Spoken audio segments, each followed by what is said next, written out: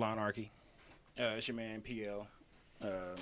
You just heard the sounds of DJ Jamel Rockwell on the ones and twos during the prelude. Tonight we have myself, Rockwell, and special guest. What I do with author of Stories I Told Myself.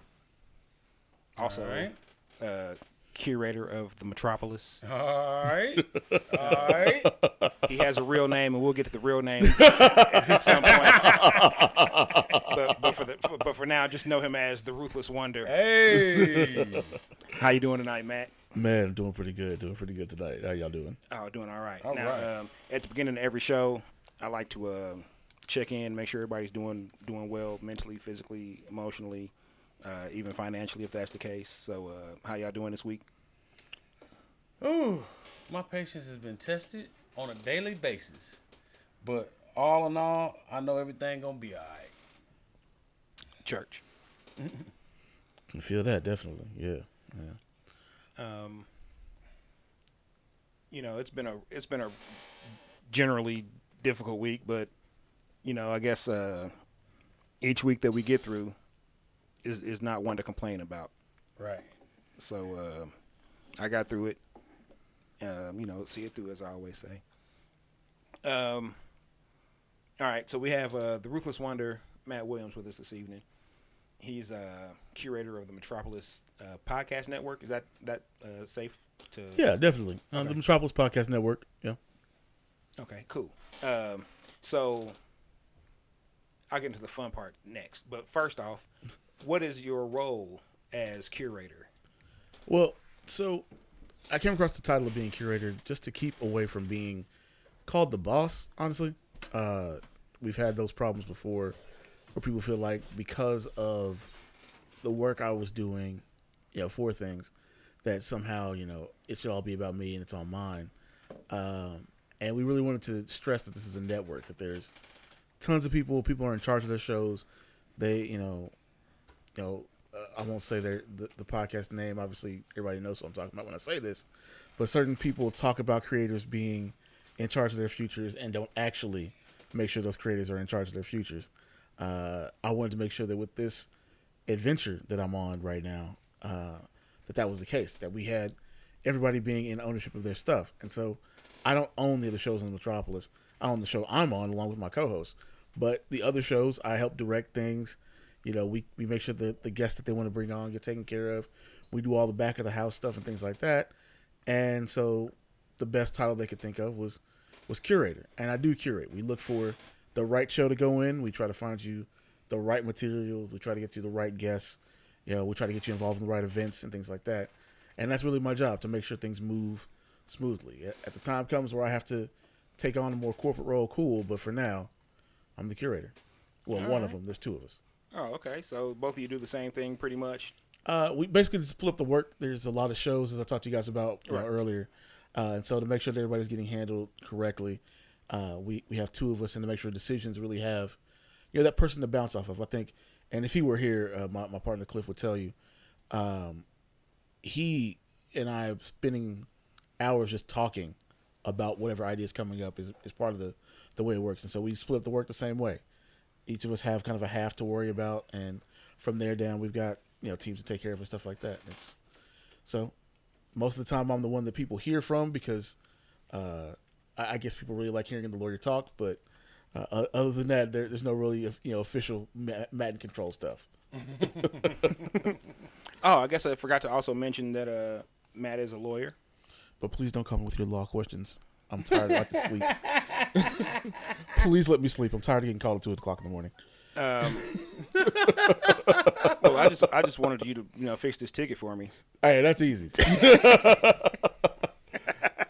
I can run in and knock that out. That's an easy one. I'm lying to you. I don't even have any tickets, Matt. I'm a safe Negro. Hey, bro, I'm a felon with a weapons charge. Can you do something for me? I wish it were that easy. I wish they weren't calling me at 3 o'clock in the morning. Matt, can you show me how to buy this movie from the 80s that I like, but it's really garbage? So I just started answering the phone call. My rate is $3.50 an hour. That'll do it. And they stopped calling. Not $3.50. Yeah. That's $350. Treat fitty. Yeah. It's like, it's 3 o'clock in the morning. It's going to keep going up if you keep talking.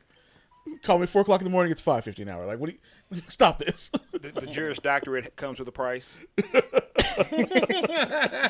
Yeah, but you know how it is. You know, your friends are just like, yeah, let's ask every legal question we can to your lawyer friend. So it's just life. I'm used to it. I laugh it off these days. Hey, that's the best way to be, man, because your boys will definitely hit you with some bullshit. Just explain the whole legal system to me here in about. I got 34 minutes. You know. All the ins and outs of the Second and Third Amendments. Yeah. No, I always talk about it's like being that only black person in the class where everybody turns to you during Black History Month. It's like being the only lawyer in a group of friends is the same way.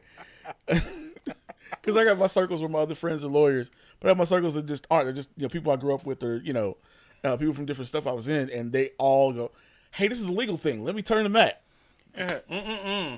Come on, man. Here's our legal analyst. Yeah.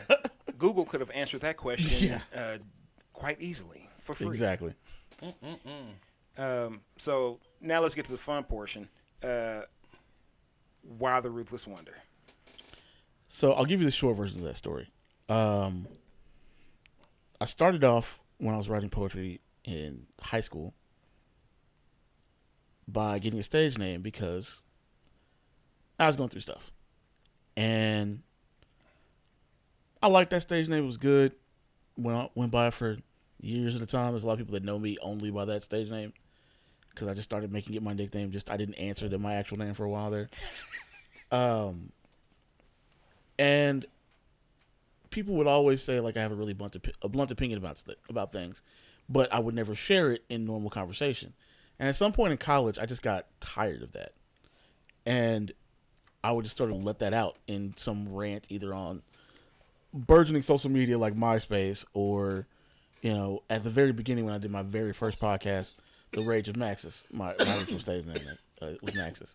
Yeah. Absolutely. And when I got kind of partway through college, I stopped going by the stage name. I stopped doing that podcast. And I was talking to a friend of mine who's a YouTuber now. She has TikTok as well, but Doug Kinky Kid. She was like, "You are extremely blunt when you talk about everything, including when you come in my chats. Like, I feel like I wonder about the things you have to say, and you're just ruthless about this stuff." And I was just like, that's it. And other people were saying like similar things around the same time. And so by the time I got to law school, she was the first one to actually call me that during a stream. And she's like, "I'm going to call you the Ruthless Wonder." And ever since then, it was the Ruthless Wonder. When I opened up my blog in 2013, Words Don't Do It Justice, it was the Ruthless Wonder. My buddy Marlon, who went by, his name is Fraternity Ronin, and my buddy Gerard, who just goes by Roddy all the time. And so we were the 3 R's. And it stuck since then. And yeah, the rant from your favorite supervillain was my thing. And the Ruthless Wonder, like I said, just never went away. People like it, and it kind of works with the show that I do now, definitely. So it kind of stuck, and it's it's easy to remember, it's easy to say. I can do segments based off of it. It's we do one where I'm just doing random thoughts called When Ruthless Wonders and stuff like that. And I don't know, it just kind of stuck. People liked it. All right.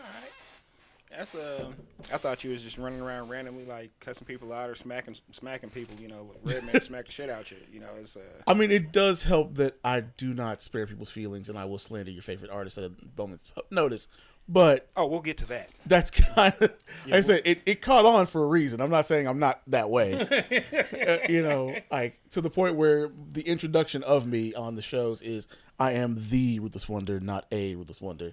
Oh no, I think I said it right, didn't I? Oh yeah, you did. Okay. Did. Yeah. No, but that's how people introduce me to stuff. Is the Ruthless Wonder, not a Ruthless Wonder. You say the whole thing like a pimp named Slickback. It's Hey, it does give you vibes of like how they have the live action superheroes. Yeah, it almost feels like a live action supervillain name. Yeah.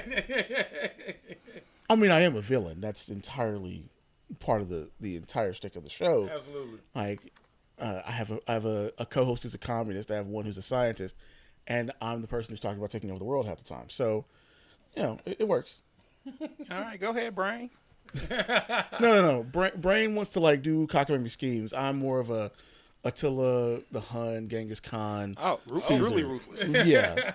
Oh, there's no comical, no hypnotizing eyes and cowboy boots with robot legs with your shit, huh? It's just straight up, we gonna do this. My favorite quote from history is from Genghis Khan, even though Hannibal's my favorite person from history. I am the punishment of God. If you had not committed great sins, God would not send a punishment like me upon you. Oh, yeah, definitely going to be using that as a drop. Yeah, I usually end that with think on your sins. Then I laugh, and the people are like, you're evil because of the laugh is evil. And I'm just like, yeah, I know. Nice. Well, they say you can always tell a lot about a person from their laugh.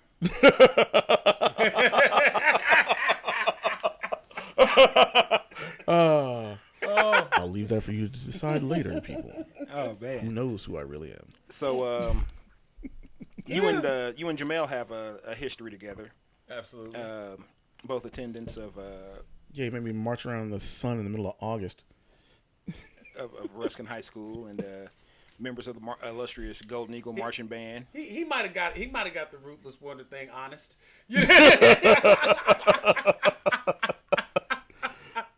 So, how'd you wind up playing tuba?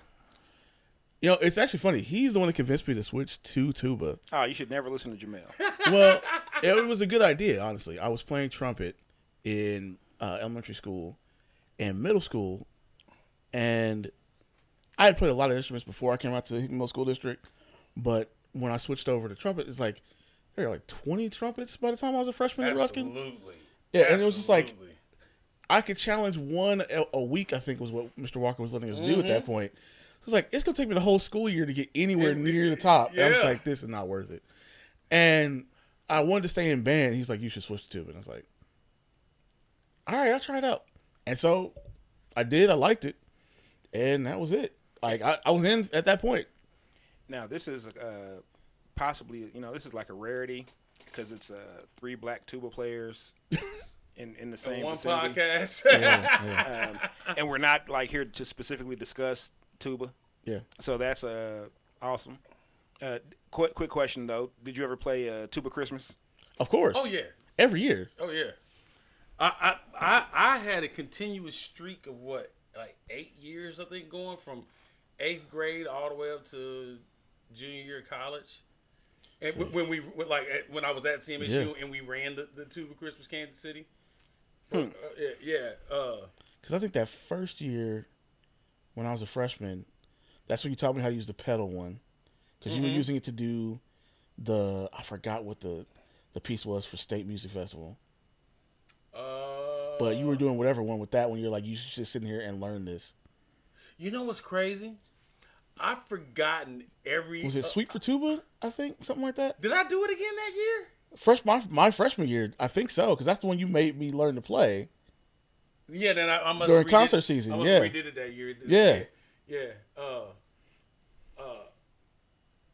Oh no, Sweet for Tuba. No, or was it Sweet or Ballad for Tuba? No, it was Ballad. I take that back. Ballad for Tuba. It was Ballad for Tuba. Yes. Yeah. Man, because I got a one at State my freshman year with that. There was a countless number of cats that played Ballad for Tuba. It was almost when I was in high school. I came out in '92.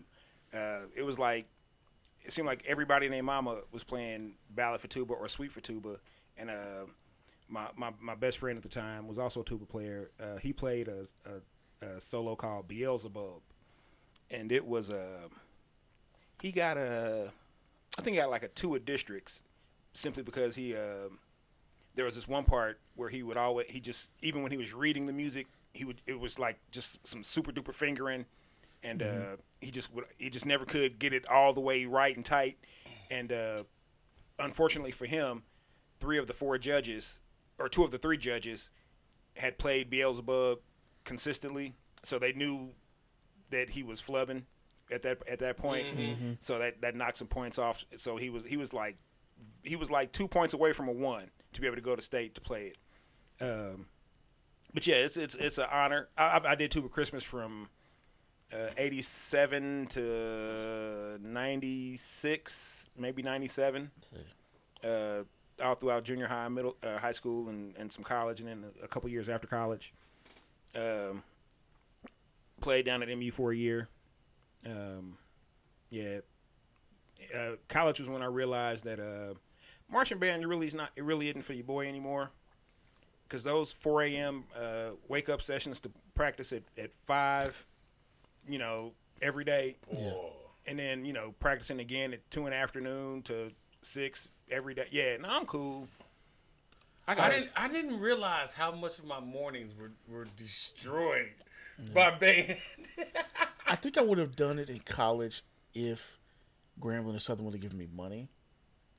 But I'm a mercenary when it came to colleges, man. It was like, who's giving me the most scholarship money? And they weren't giving me a dime. By the way, I'm still mad about that. Both of those schools. That's kind of jank. Well, see, I'm mad at them, Howard, and Morehouse. None of them gave me money.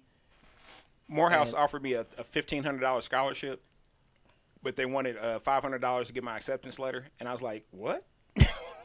I can't afford none of this. None of this. And then FAMU, which is where I really wanted to go, had me hooked up with if I knew then what I know now, the Arbory full ride scholarship. But I was like, I'm not trying to study trees.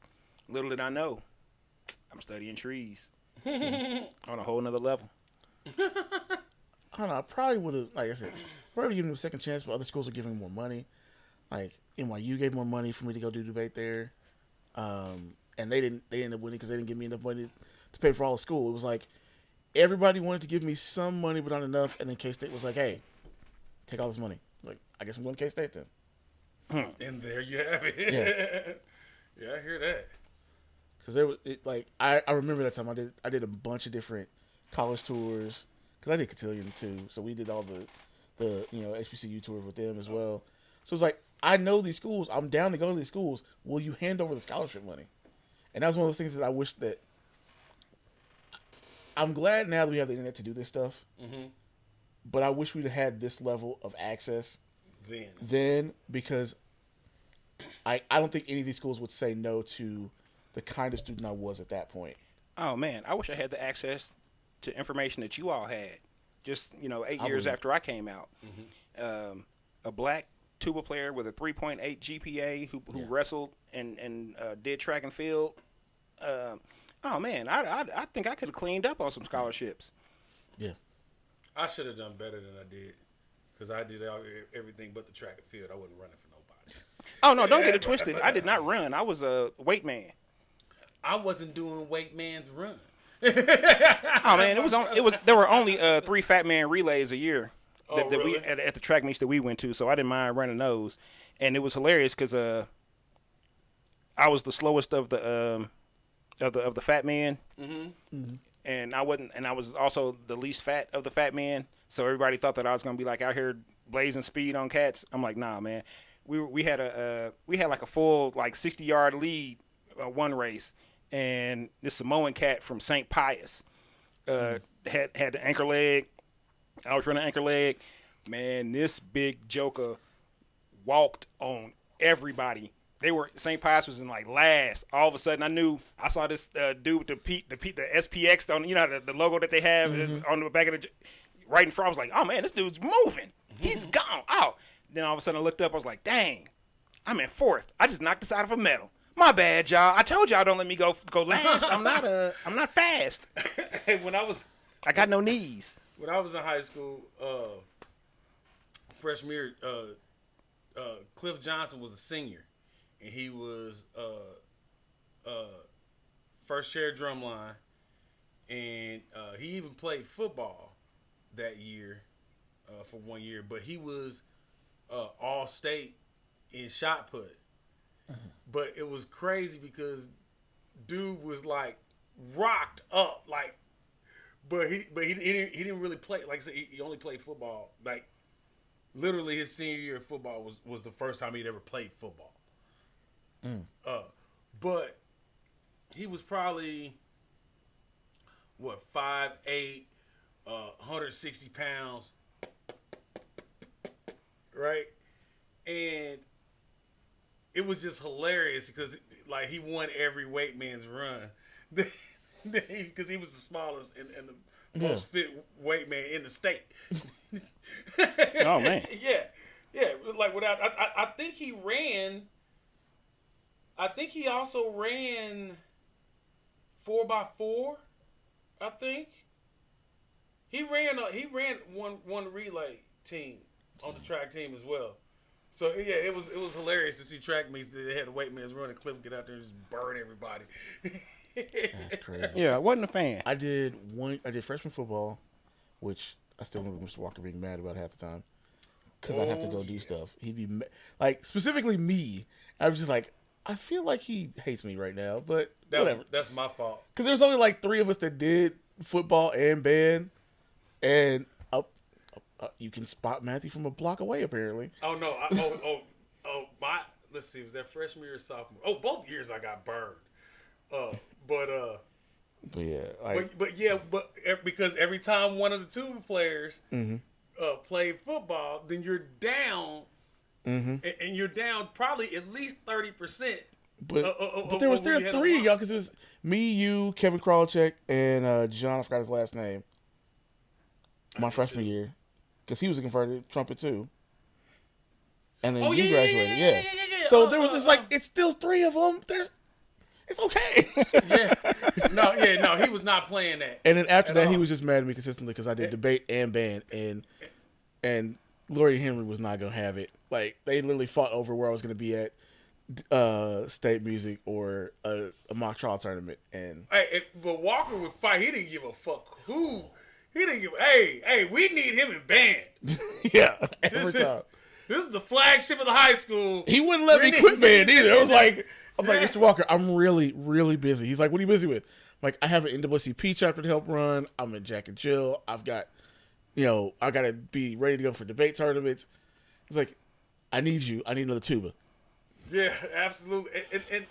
And I remember, hell, that was probably half the reason I got to be drum major, because if I became drum major, then I couldn't play football. Yeah. And that we went through that deal where we went, like me, I had a different head coach every year. Yeah. Every year in high school. I couldn't do football the next year because I didn't have time. I did wrestling over the winter, and obviously the weight program was getting ready to do football the next year. It was just like I don't have space to do half of the stuff I do at school, much less do debate. Because that was one of the things. Like, hey man, are you an honor student? I'm like, I don't have time. This stuff. There was so many of us that did like everything. Like you saw like the same 20 people like in like every organization. Other than 1 year, maybe, I've been in Jack and Jill my entire life, and other than 1 year, I think I was a regional officer for the teens. So I had to be like able to go to meetings. Like for real meetings with the actual like adults in some other state, like randomly. Like, I'm out. I gotta go. I can't be available this weekend. I gotta go to Oklahoma City for some reason. Did you do inroads? Oh yeah. Yep, I did. Yeah, we all did. Oh yeah. Are you kidding? There's not a Jack and Jill kid on this planet that doesn't have to do inroads afterwards. Oh my goodness. They basically start talking about inroads in high school. Oh man. Oh, I did the pre-collegiate. Yeah. Yeah, my inroads journey started junior year. And don't get me wrong. And I went to K-State, so I went to Big 12 every year with my Black Student Union, of course. Don't get me wrong. I learned a lot through inroads, right? And I wouldn't exchange that experience with the world. But I'm still salty that I gave up every Saturday morning for 2 years. Yeah, try giving it up for like 3 or 4. Yeah. No, I'm good. Yeah, it was an interesting time. I'm glad for the stuff I learned, though. It was important to learn the stuff I learned. Yeah, for sure. Because as you get older, you realize that wasn't common information that got not for us, no. Not at all. Oh no. And the connections are great. Like there's still people from there that still do stuff. And you know what was the most? It sounds really simple, but the most powerful piece of information or thing that I learned from inroads was if you're on time, you're late. You're late. Oh my God. And Mom was already on that before we get. So as soon as she heard it, I done forgot the lady's name that was in charge of Inroads, but I still remember that saying was that. Gwendolyn Brooks and Yes. Tawana Hall Combs. Yes. Yes. Tawana Hall Combs is a close friend of my parents. So I grew up with her sons, Larry and Dante. And she was kind of surprised to see me in Inroads because, not that I was like a bad kid or anything. I'm structured to a degree. Yeah. But I also like question majority of authority. Yeah. And so that's not, Inroads definitely wasn't a place where, like those people were in charge, were accustomed to being challenged intellectually by a 17-year-old kid. Yeah, no. And not only that, but a 17-year-old kid who was quite pompous and would gladly tell them that he had 154 IQ and he knew he was smarter than they were. Oh, so you just hooked up with like an older version of me, basically. Dude, this is like it's almost like Oh, an no. evolutionary chart. Like, Yeah, no. There are teachers probably still now that I went to. At Ruskin, they're mad at me for things I would say to them. Like, I definitely told the teacher once, like, you have nothing for me. You can't help me. I like when I said I earned this nickname, I was serious about it. My senior year, I was assistant teaching. I went to Lincoln all the way up through junior year. Yeah. Then my family moved out to Grandview for some oddball reason. So I spent my senior year at Grandview. I had like 0 classes that I could take because I already had enough credits to graduate from Lincoln halfway through my junior year. Yeah, I was doing the let's get the college credits out of the way. So I graduated from Ruskin with 26 or 28 hours. Yeah, see, we didn't have that opportunity. Yeah. I would have I loved to got do like that. 9. Because I got calculus out of the way. I got English. I got a lot of basically my freshman year of college was already like mostly done. So my niece graduated with a bachelor, or not, but an associate's. Yeah. So she got a diploma and an associate's at the same ceremony. I was like, damn. Hey, you know who killed my love of mathematics? And actually, it was your freshman year too that he did it too. Heyman. see, I avoided his classes. Oh my God! Because I had he just died recently too. What? No, not Heyman. The math teacher that died recently from Ruskin. Gunther? Yes. Yeah. Okay. Yeah. Coach And Gunther. I had Coach Gunther, and I still remember him triple jumping across the classroom during algebra 2. Right. Oh my God. And Devin Moore didn't warn me about that happening, so I didn't know it was coming. I just happened one day in class. But like that was my thing. It was like I know what teacher to avoid because, one, y'all would tell me, but also remember like Ryan Montgomery's mom used to babysit me as a kid, so Yeah. I've been friends with their family the whole time. So I knew all of them. And then at some point around my father died, I found out that my older sister had gone to Ruskin. So I knew all of that stuff from her when she popped up at the funeral. So it was like, oh, okay. Now I know what I'm doing. Yeah, Heyman destroyed Yeah. my love of I mathematics. purposely dodged him and made sure I got Sludo for classes instead.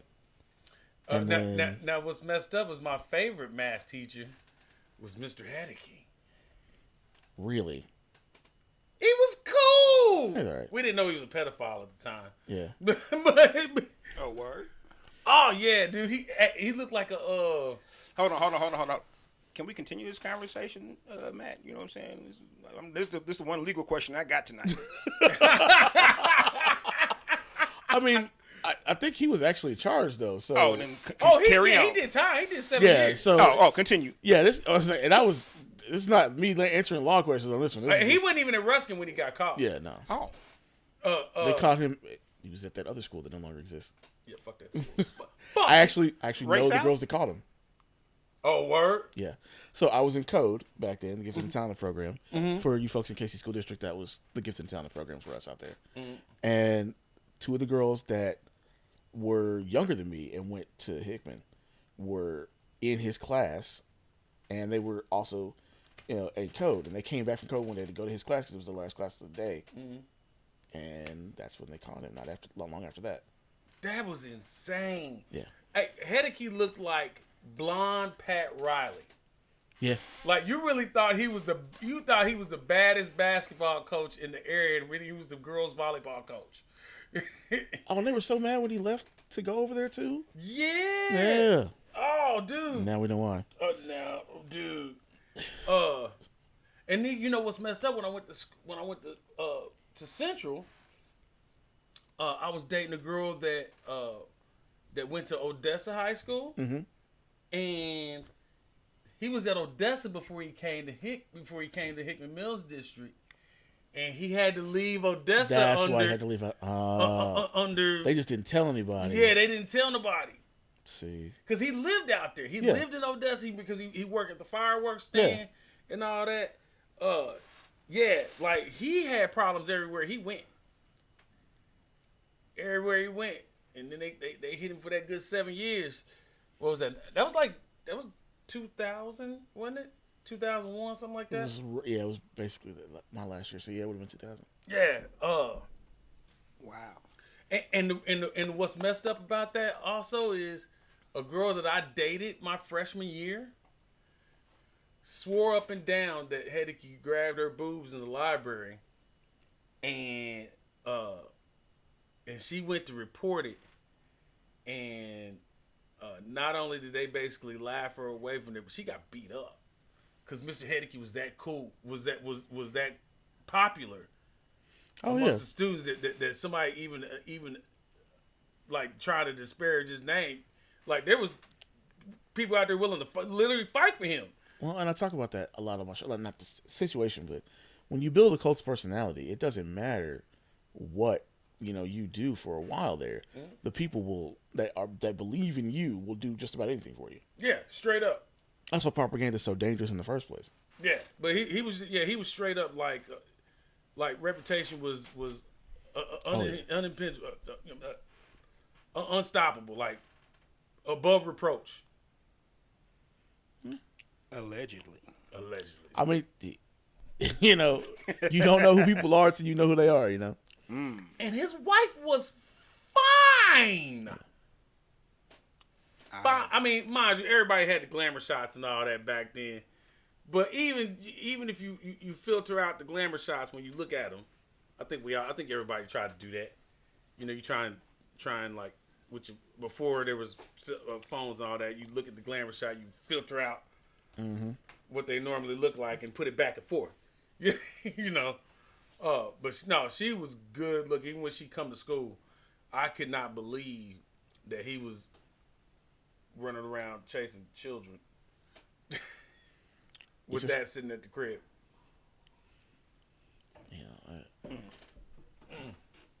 So there are tons of wild Ruskin stories, and that somehow is not the wildest one. I will leave it to another show of yours to tell the other story involving our long lines to the theater. Oh, no. I'm telling that one. Fuck it. Fuck it. Because that happened before I got there. The $5 sucky incident.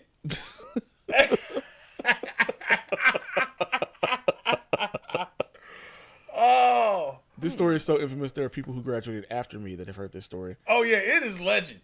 That is absolute legend. Okay.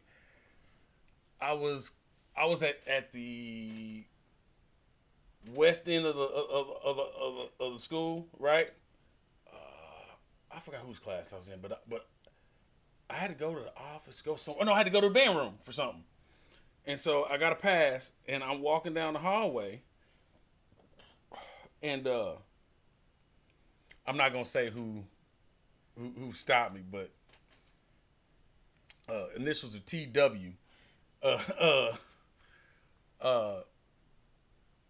Stopped me in the hallways and he was like, "Hey, boy, what's going on?" And I look at him and I look in front of him, and there are at least 40 dudes going down the hallway. And I was like, "Hey, what's up, man? What is it? Is there assembly or something I'm not aware of? Why is all this line going on? It's like 6th hour. It's after lunch." So, like, there's no reason for this many people to be out and about, right?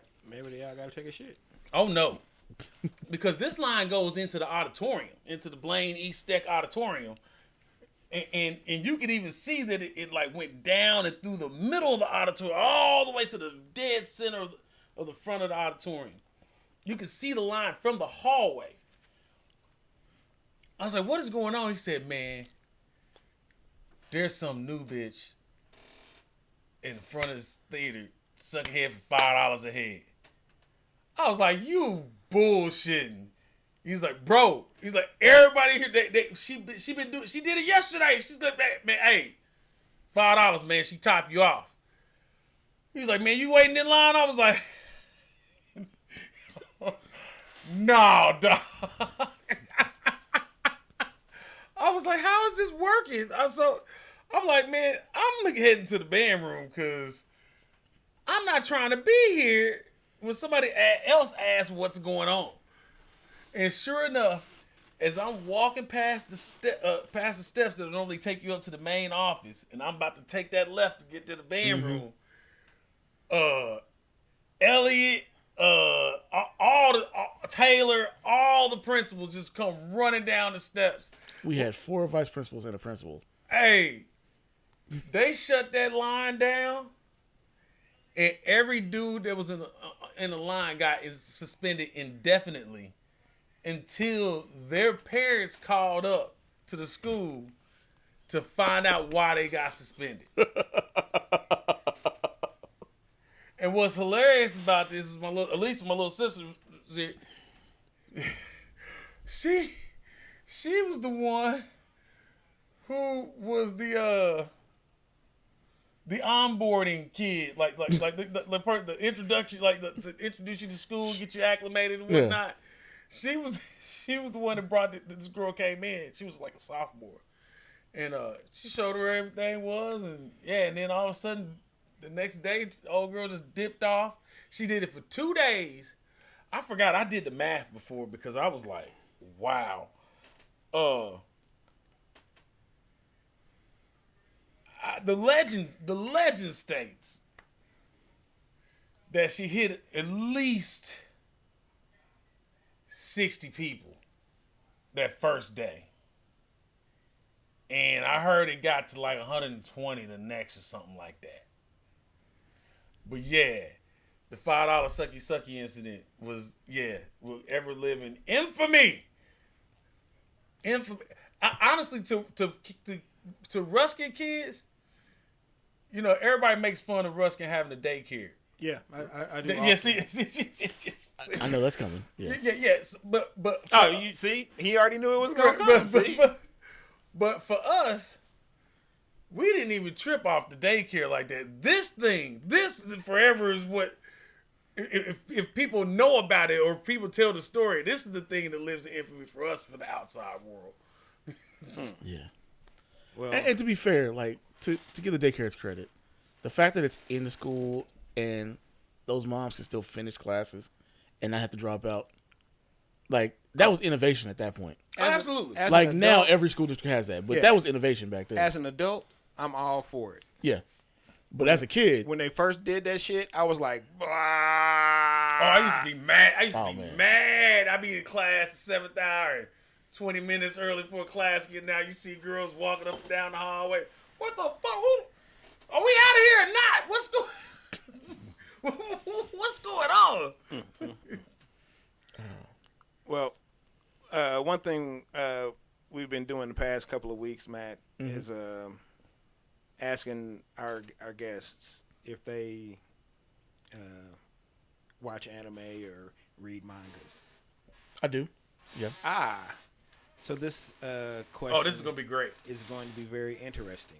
First off, rest in peace to Kitaro, the author of Berserk, who just died recently of a heart attack. That was sad to see. Oh damn! Yeah.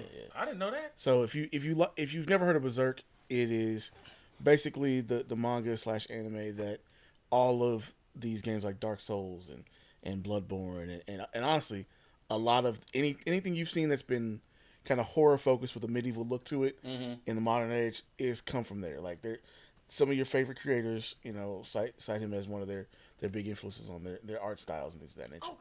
Okay. Berserk's the dude with the giant sword, usually fighting demons. So like when people love Final Fantasy VII and they love Cloud's giant sword, right? That's entirely because of Berserk. Like we owe a lot to to Kentaro for that, and it was sad to see because that series is not going to finish now. Oh, damn. Yeah. I I want to watch the anime of that. The old one is wild. The new one's really good, but like the old one is absolutely out of control. Yeah. Oh yeah, I love it. Okay, I'm gonna check that out. All right. So, you know how in animes and mangas they have the main character has like a very exaggerated like story arc that of course, battling through whatever. Mm-hmm. Okay. So the first part of the question is, let me get this cat out of the tree. Now I must fight God and save humanity. Yeah, exactly. If we were to tell your story in manga, what would be the initial overarching theme of it? Oh man, see, I've got to get like a real different perspective on my manga. I wouldn't want to do what everybody else would do. It's like a constant shonen power up kind of manga. I want to come into like me, like writing and being kind of more, like I said, more of a horror genre kind of thing.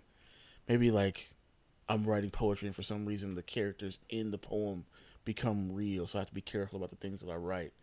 And damn, he's sliding it this easy.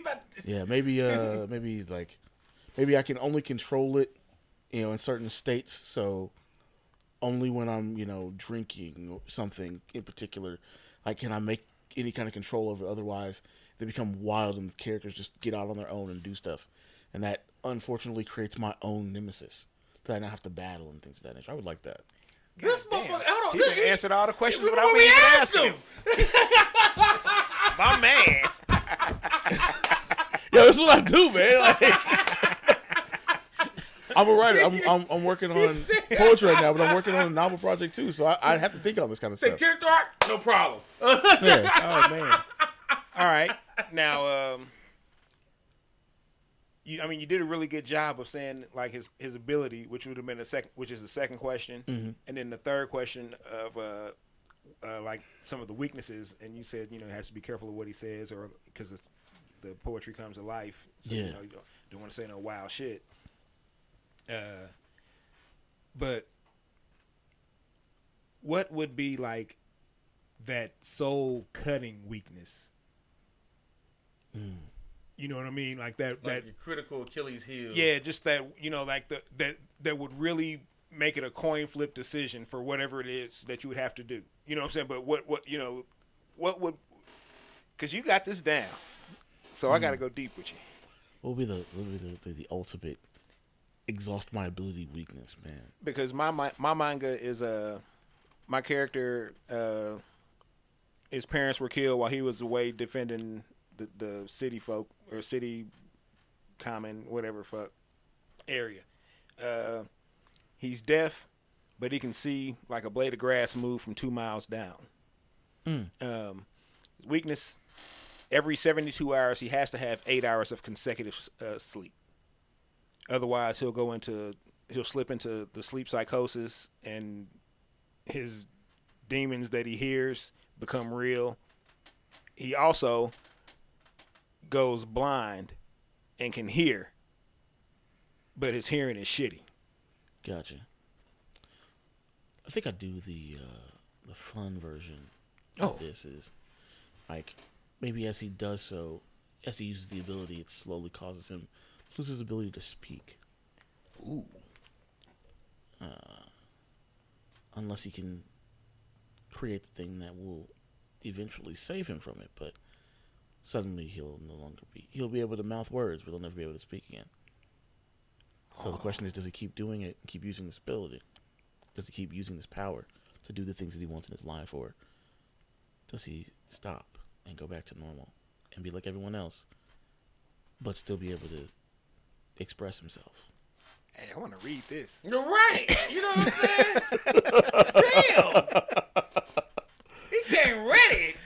I mean, that's off the top of my head. Ready, you ain't got to get ready. If you gave me some time, I could like flesh it out properly. But yeah, off the top of my head. Hey, you fleshed it out well enough for me, you did. I already want tickets. To give you a comparison, mine was like I don't even remember all of it. The one arm backwoodsman.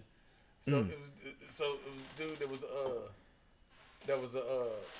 but when he had 2 arms, he was a perfect backwoods roller, right? Okay. But he lost. He didn't lose his whole arm. He just lost the use of of his dominant hand. So He had to overcompensate with the right hand. So now the right hand is like super strong, and like you can like the arm is still like regular human, right? But the fingers are so strong from rolling backwards one handed that he can like flick somebody and it's like a punch. So it's like Bruce Lee's 1-inch punch, basically. Basically, I got you. Yeah. But with nothing behind it whatsoever. Crazy. All right, I can see it. But the other part was is that his weakness is that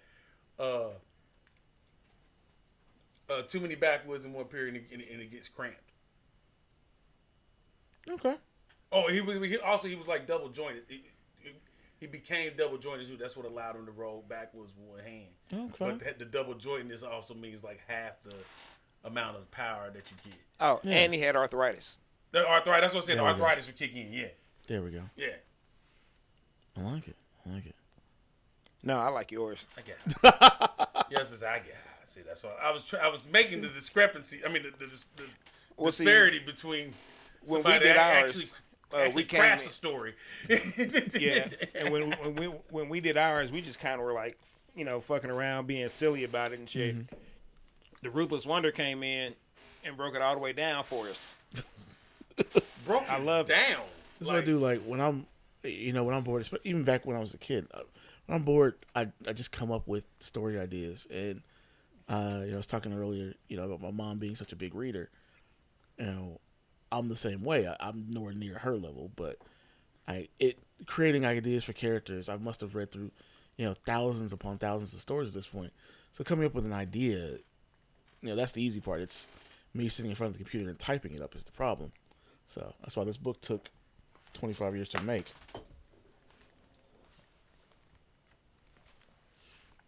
So it's one of those things.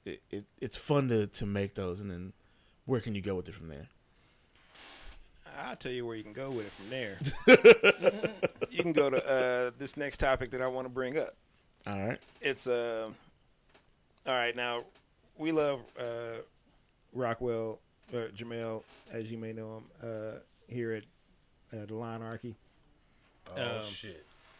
But we also consistently have to get on, myself, Quarter, Hat, Godson, Nobody, you know what I'm saying, about his eating habits. Mm-hmm. You know what I'm saying? My DJ don't always eat right. At least it's upgraded to don't always eat right. Well, I mean, it's me talking. Quarter's out scouting new spots for QFTV, so shit, we see him a few weeks on that. I'm surprised they haven't cut this into like some kind of DJ drop. Like my DJ don't eat right. Like he could change his name to DJ Don't Eat Right. No, because I eat well. Well, I don't eat right, but I eat well. Yeah. Okay. Yeah. It's decadent. Yes. Yes, it is. So, tell them about your pancakes. You've been to Etc. before, haven't you? Yeah. Have you done the pancakes a la mode yet? No. Dude, you can get a scoop of ice cream on top of your pancake at Etc. now. And you already know what the Etc. pancakes are all about. Yeah. So, what I do is I make my regular pancake, cut it up, get the butter melted down there, or if I remember, I ask them to melt the butter before they bring it out, right? So put that in, soak it up. I put the syrup in there, let it soak in, and then I put the ice cream on top. So then you have like, because normally like I like to have like a little glass of milk with pancakes, but I really don't want a whole glass of milk. I just want that little taste in my mouth, right? And so the ice cream gives you that effect of like having a little ice cold sip of milk with your bite without actually drinking a glass of milk. It's like the ultimate fat boy breakfast thing right now you're trying to do here. But it sounds great, doesn't it? I'm not saying it doesn't sound great. Oh, no. He doesn't try to do it. He does it. Oh, that's done. Oh, it's done. He's done it several times. Did it this past Monday. Oh, Oh man, I meant to give you the picture too, so you can throw it up because I don't give a fuck. I'm eating them. Them is fire. Fire. I mean, the only problem I have with that is it's pancakes, and I'm more French toast than pancakes. Yo, as I have said recently, and I will fight over this, it is French toast, then waffles, then pancakes, in that order. I'm typically home French right. toast. The pancakes I can eat anywhere. Waffles, I would probably rather have them at home. But etc. has a lemon cream and blueberry French toast that is to murder for. So what high person are they coming up with these? I don't know, but they own it. They own it. No sober person with a sober mind is coming up with these ideas. It's great. It's great. It's so good. It's so good. And it's 2 pieces of Texas toast. like it's actually like 2 sandwiches of Texas toast. So it's actually like 4 pieces of bread. And so in between the slices of bread, you got the lemon cream. Then you got the egg like toasted on the outside of it. And then they walk you into the back where the beds are for you to nap for the next Straight 7 up. hours. Man, hey. Oh yeah, he's straight comatose. What? How do you get work done after that? He doesn't. No, what work? I'm done for the day. Absolutely nothing done. I am done. Oh I'd be no. like, you went to etc. didn't There you? shall be no other progress for the next 16 hours minimum. I got to sleep. I got to go down immediately for 2 hours after I had the a la mode. That's wild. I can't do it. But also breakfast and lunch lovers out over here on Raytown Road. Mm-hmm. I'm actually saying as of 2021 rankings, they've got a better pancake than etc. Okay. They don't have no ice cream, unfortunately. But That's probably. He's also lactose intolerant. Fam. Look, like I told them, Right. Come on, man. I didn't even realize what lactose intolerant was until really like one girlfriend in college tried to tell me that. I didn't believe him, right? And then after when I came back home, Sage's mom was telling me, "Hey, you got some problems, bro." I was like, "What do you mean?" She's like, "You be over here like all doubled over in the bed and whatnot after you get done eating milk and cookies and ice cream, this, that, and third." It's like, don't you know you're lactose intolerant? He's like, "What do you mean lactose intolerant? I'm not allergic to dairy." She was like, she's like, "No, you be having gas and having to get on tour." I was like, I just thought that was the price you paid. I thought that was the price that everybody paid for eating dairy. I didn't know that was like something specialized to me. I did not know. I can't. Oh, I did not know. And what's them pills that they have? I don't have. I'm not Lactate. Lactate. Yeah. I don't have to take those. I'm fine. Man, me neither. Oh man, right. I have 1,000 other problems. That's not one of them. But I want to know. I got some. I was gonna do like a one's gotta go, Okay. but that seems like nah. I wanted to dive a little deeper. We're gonna do a build a better breakfast. Okay. Gonna give you some either ors. All right. I don't know what it's gonna say about you personally, but It's gonna say I have the superior breakfast, Don. you may. All right, so toast, bagel, or muffin?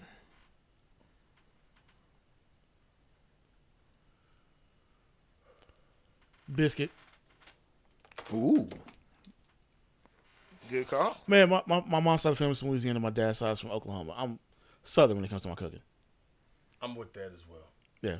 Absolutely. Like muffins are all right. No, All if right. you got to run somewhere, toast is great if you don't have the others to do. And bagels, I must have something to do immediately if I'm eating a bagel.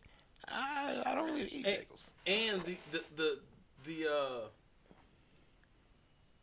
the lowest common denominator is higher on it. I've been drinking smoke, so bear with me.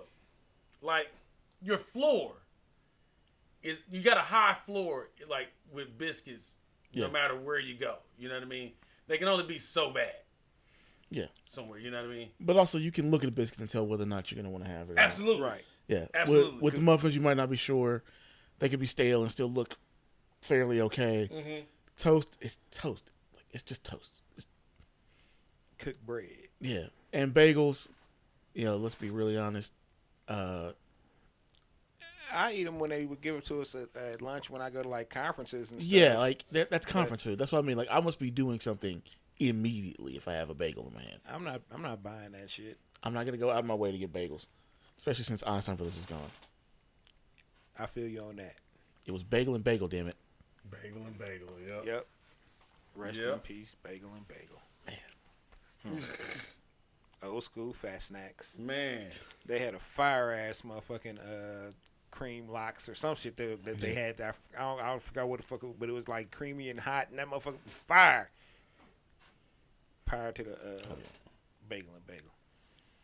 Damn, now you make me thinking about old TJ Cinnamons. TJ Cinnamons.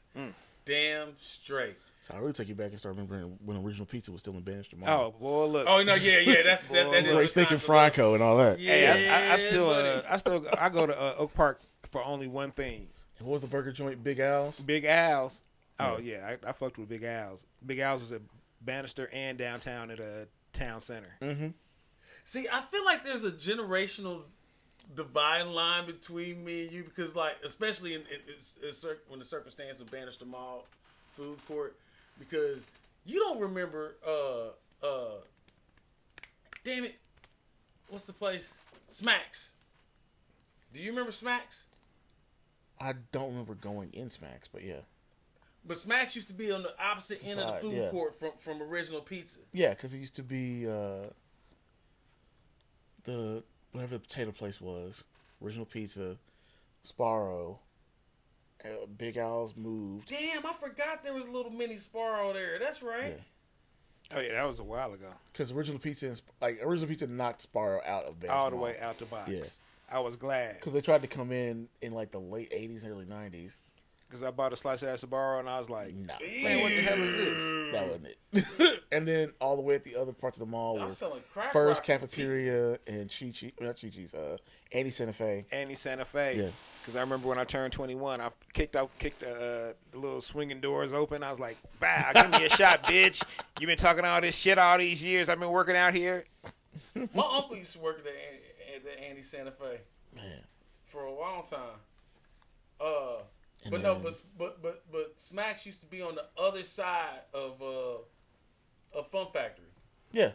Yeah, aka the Killing Fields. Well, I remember when Fun Factory relocated into that smaller space in Bannister Mall because they used to have a bigger building. Yeah. Yeah.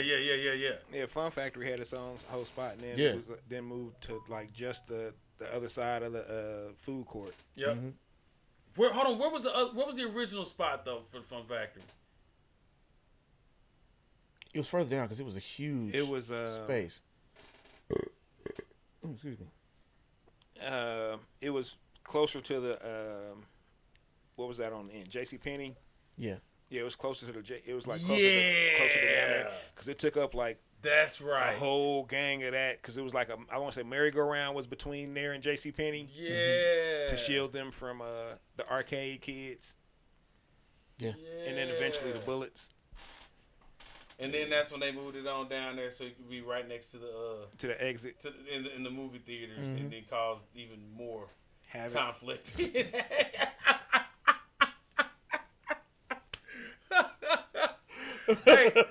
listen. You know what? You know me and P always complain about how there's no late night food choices out here, but It's our fault. There was It a is reason. our fault. There was a reason. It is our fault. It's our fault. Yeah.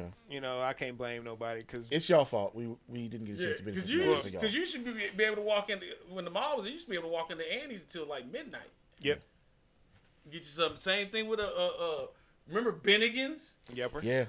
Oh man, It was really funny. I went to school with a guy in college later that when the guys took over that Bennigan's building to make the strip club, yes. Hey, that was funny. that he was going to be working there. And so I was getting all the info about what they were putting together. It's like, oh, it's going to be hilarious. I can't wait to go there.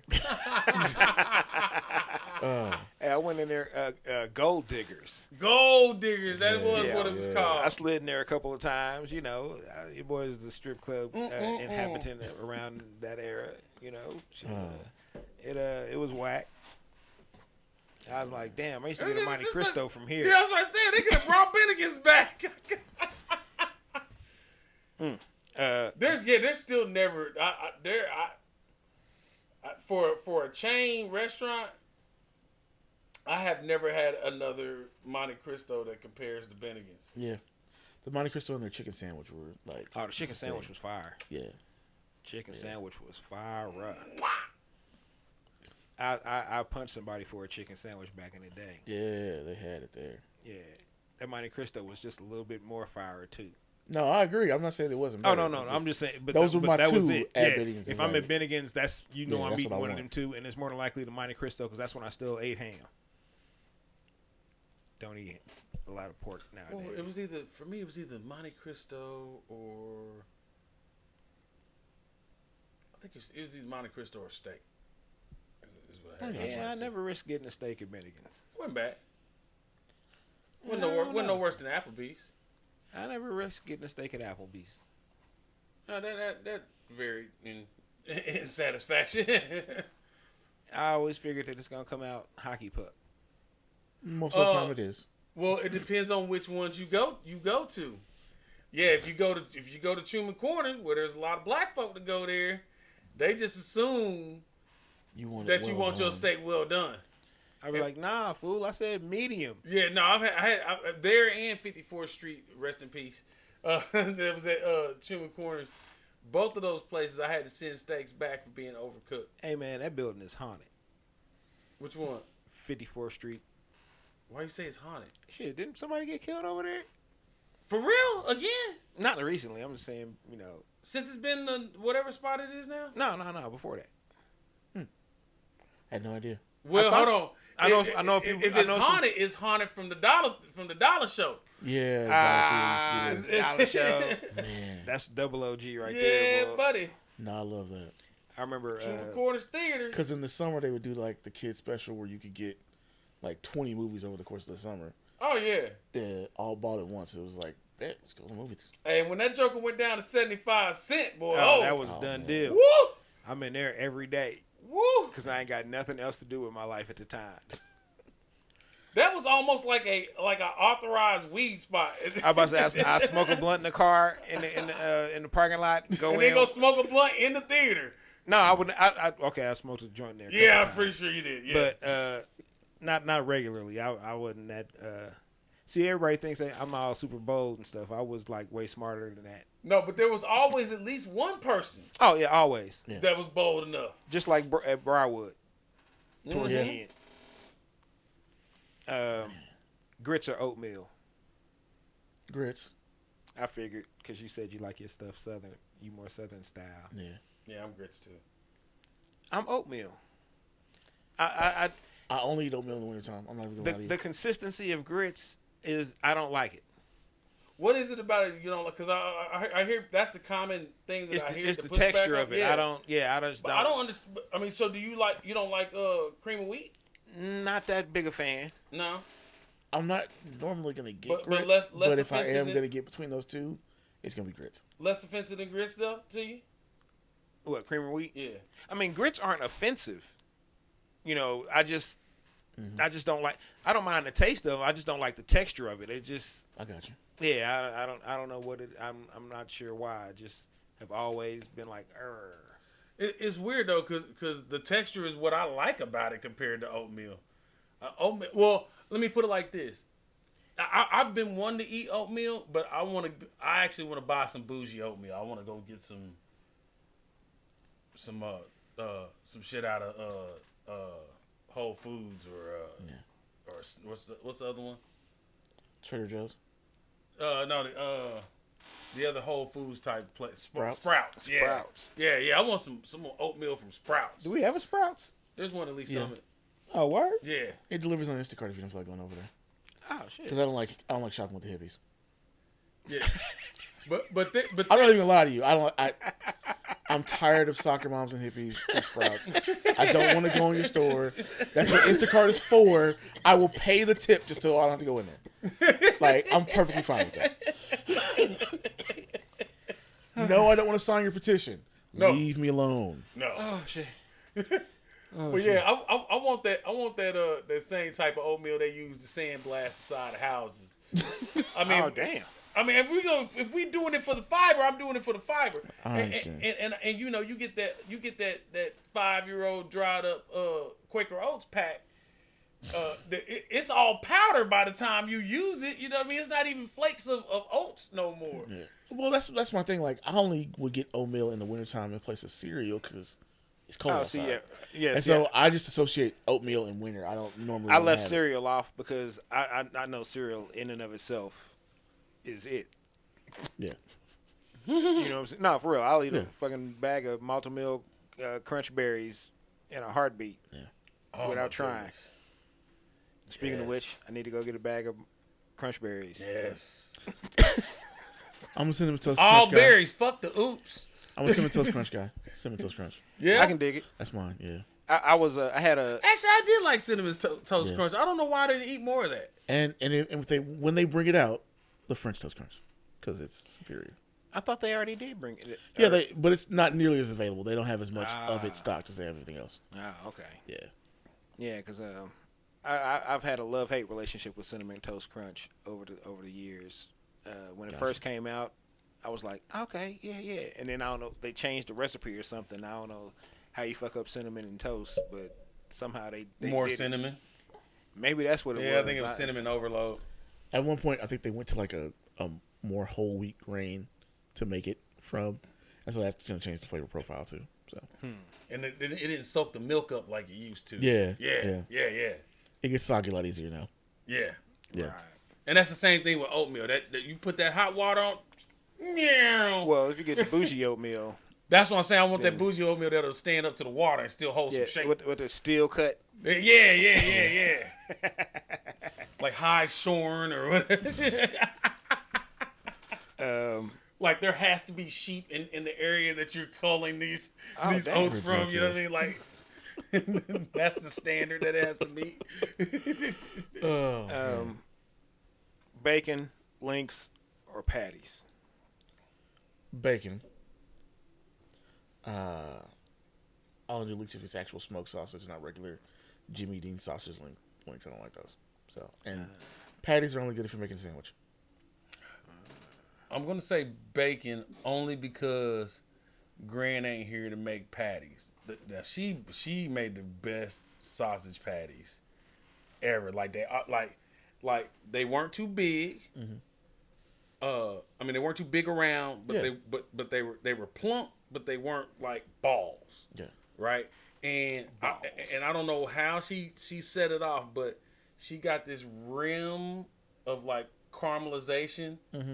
Right, Just inside crispy around the side. Yeah, I know what you're talking about. no, not even on the edge. The edge was brown. Yeah. I mean like cooked, but the crust, she would get that crust, and it would just be a circle. It wouldn't be the whole thing. So it was weird. It was weird. She, like, I think it was that one specific cast iron pan that really did it. Had the right lump in it or whatnot.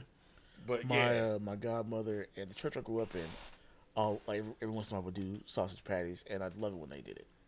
Because you take that, a biscuit, and a little bit of jelly, perfect little sandwich. Yeah. That's when, like, patties if you're going to make a little sandwich. And, like I said, I'll take actual. And the actual, like, the quick biscuit. Yeah. The quick biscuits You can with do those the too, sausage yeah. patty and some Yeah, jelly. Yeah, absolutely. I'm down with that. We know Mr. Alamo I'm getting a hard on right now. Actually, think about all this fucking flop. I'll give you one that you guys can take since you love all these random, ridiculous Fat Boy recipes. A buddy of mine, Melvin, does this with the grand cinnamon rolls. You got to get the Grand's version. Okay. You gotta get whatever the big jumbo ones are. Yeah. Unroll them. Okay. Do your bacon. Okay. Then re-roll them with the bacon, and then bake the cinnamon roll. Yeah. That is intriguing. Yeah, buddy, I'm down for that. I always do like the salty with the sweet. Yeah, and they look absolutely gorgeous when he does them. So I'd say they taste amazing. In similar Fat Boy tradition, there's a honey bun cake. Like it's like yellow cake, but you got swirled cinnamon through the cake, and then there's like a layer of cinnamon swirled on top, and then you got the icing. Okay. Right, Okay. and I mean that joker tastes just like a honey bun. Yeah, I feel you. All right. Actually, that's the second time I've told that story in like 2 days. I'm going to have to attempt to make one of those. What, a honey bun cake? Yes.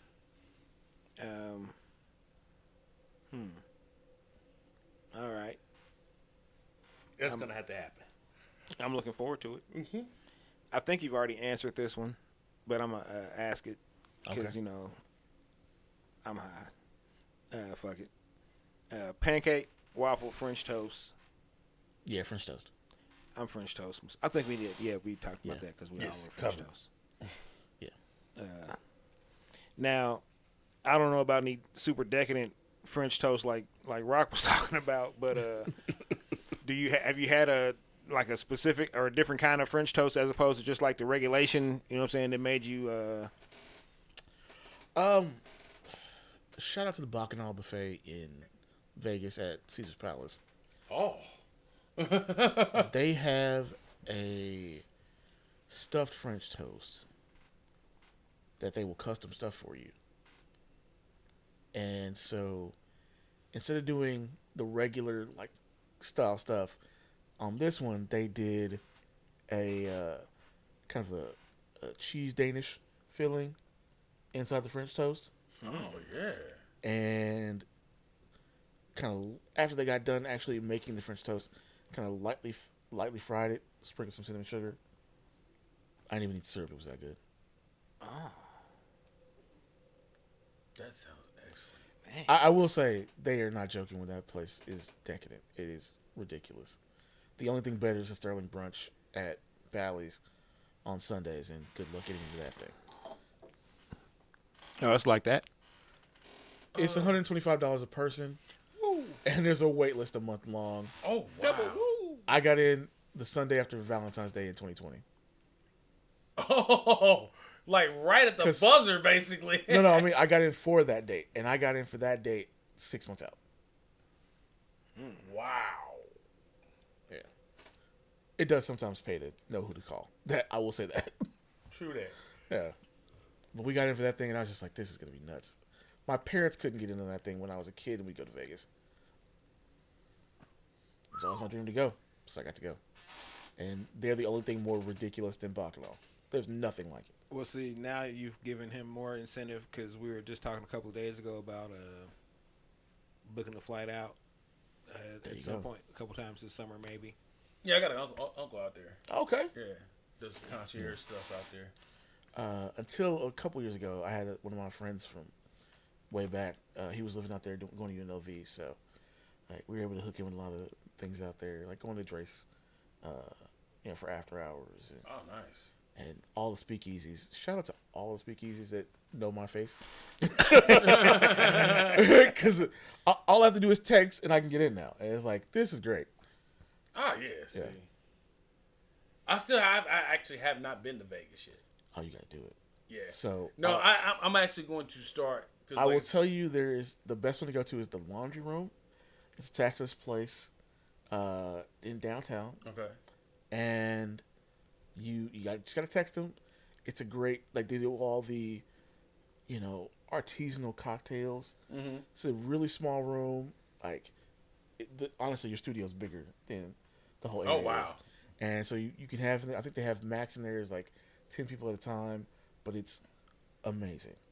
And they have old school pre-prohibition like alcohols available. Mm-hmm. They do old school style drinks as well as just interesting concepts. It's the best one. They treat you the best. They get my money every time I go to Vegas. All right. And they've welcomed every group in, including one of my groups that was definitely 12 people, not 10, and they said it was okay. Like, they are the best, absolutely. Yeah, I'm about to start getting me a few Spirit tickets on out there. Real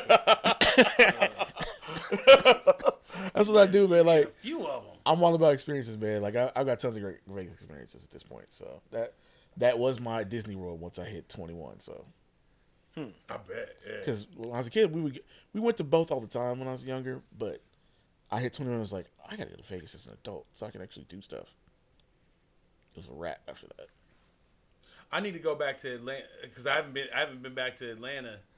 Well, I did a couple of layovers in Atlanta, but I haven't been to Atlanta since Ruskin went for the Peach Bowl. Oh, wow. And I was like, oh my God, if I could go here as an adult. And I never got around to it for some reason. And I got family there too. See, I've got friends in Atlanta. And of course, I was at school in Orlando, so it was just a quick drive or flight if I felt like doing it. Yeah, that's dope. That's the thing that's dope about the South. Like, Everything's about 4 hours away from each other. Yeah, it's about... There's 5 of the major cities within driving distance. Or 6 hours, I should say. That's about 6 for me to get to Atlanta from Orlando. But yeah. It wasn't bad. And then, Miami was 3 hours away from my front door. So we'd get done at classes in law school and be like, let's go to Miami. Or my good buddy Jonathan, like, let's go to the beach because he was from Merritt Island, which is right there by Cocoa Beach. So we'd go out there. And those files have been sealed for the protection of all the innocent and the very guilty. Hell yeah. I'm More sure some people's specifically- wives and girlfriends would not be happy with some of the things we pulled off back then. Fresh. So that sounds like post. I'm not apologizing. We are the what happens in Vegas generation, aren't we? Oh, yeah. With a reason. It was know. kind of a reason before us, but it was really a reason by the time I got around to it. Yeah, I say I think the cats just before us were the maybe 2 before us because there was a lot of cats going out there just to like party, do cocaine, fuck hookers, and do extremely stupid shit. My thing was like, first I went to Vegas, I was 12 with my parents, and that's the end of like I remember when the Dunes was still up. I remember when not the Dunes, the whatever it was at the time. I remember when the Riviera was still up. I remember staying in the Sahara, before it's changed almost 1 billion times since then. So I remember recently X-Mob Vegas turning into now like slightly corporate Vegas, and now the thing it is now. And when I turned 21, just under 10 years later, when I'm turning 21, it's finally becoming less family Vegas, which it had been there for a while in the 90s, and back into being adult Vegas. And like that was the reason to go. Suddenly all the prices had dropped again because people weren't trying to gouge. The family's trying to treat Vegas like Disney World. And hey, you want to stay downtown with the like true degenerate gamblers, or you can stay on the strip for $20 a room. Okay, let's go. I got enough for a week. Let's do this. Side note, you don't want to do a week in Vegas. Don't ever do it. Ever. I'm looking at you people in the audience. Never do a week in Vegas. 4 days is the maximum you need to be in that debaucherous, wonderful place. I think I got maybe 3 tops. Because I find myself getting into a lot of shit easily. Let's see. Okay, hold on. What about if you break it up a little bit by only staying in Henderson one night? I don't ever stay in Henderson. But I'm saying if you no. The look on his face. I ain't nothing wrong with people that live in Henderson. I got no problem with y'all. But if you're going to Vegas as a tourist, Fuck don't go to Henderson, son. There's no reason to. Fuck Henderson, son. Again, there's literally nothing wrong with Henderson. It's a nice area. Henderson's like the Blue Springs of Vegas, son. I mean, yeah, it's like you're coming to Kansas City. You're gonna go stay in Olathe. Like, why? Because you're a tourist. Why are you doing this? Because you want to taste some of that good old Midwestern racism. Come on, point. I mean, like, all the stuff is in Las Vegas. Like, there's no point in doing it. Don't waste your money. Yeah. Forget about it. So how far from Vegas is Henderson? I mean, if you're on the Strip, you're going to be able to get to Henderson in under 45 minutes unless there's traffic. Oh, it's like going to Lawrence. Yeah, well, I mean, it's just a lot of highway. I mean, it's a lot of highway and, streets to get through. It's not far. But it's one of those things, it's like, there's no point. Don't. It's like going to L.A. and staying in Ventura or something. Like, don't. What are you here for? Like, if you're moving there to live, totally different situation. But if you're going there for a vacation on the weekend, Don't do it for yourself. just do it. Like, if you're worried about the cost, stay downtown. Yeah. I'm serious. Like, even now, you can probably get a room in downtown, like the D or the Grand downtown, for $45, $55 a night during the week, and easily still under $100 on the weekend. No shit. Yeah. Damn. There's just no reason to do certain things, and I get why people do it, because these casinos are not built by winners. But look, go have fun. I'm not even down there to gamble. I'm going out there to just hang out and be in some dry heat, be able to breathe properly until the dust storm. Legal weed. Half the reason I legal go weed. now is just like, all right, there's somebody who's got a cool residency going on. I want to go see their thing. Yeah. Yeah. All right. How you eating your eggs? Okay, so if I'm making the eggs myself, scrambled medium Swiss cheese. If I'm out at a restaurant, scrambled hard American cheese. Rockwell. Over medium. All sounds disgusting. He doesn't eat eggs at all. Not at all. But he loves French toast. I love French toast. I mean, I understand it. Hey man, it's the conundrum. I'm very. There are two people on the planet who've made eggs the way I like them, perfectly, and I know I'm not going to get that, so I just have a standard order for places I go to. Do they ever fuck your eggs up? Constantly. How do you fuck up hard with American cheese? Well, the first way they fuck it up usually is they put the cheese on at the end so the cheese is not melted. It's just a slab of American cheese on top of my eggs. Where was this at? Most restaurants.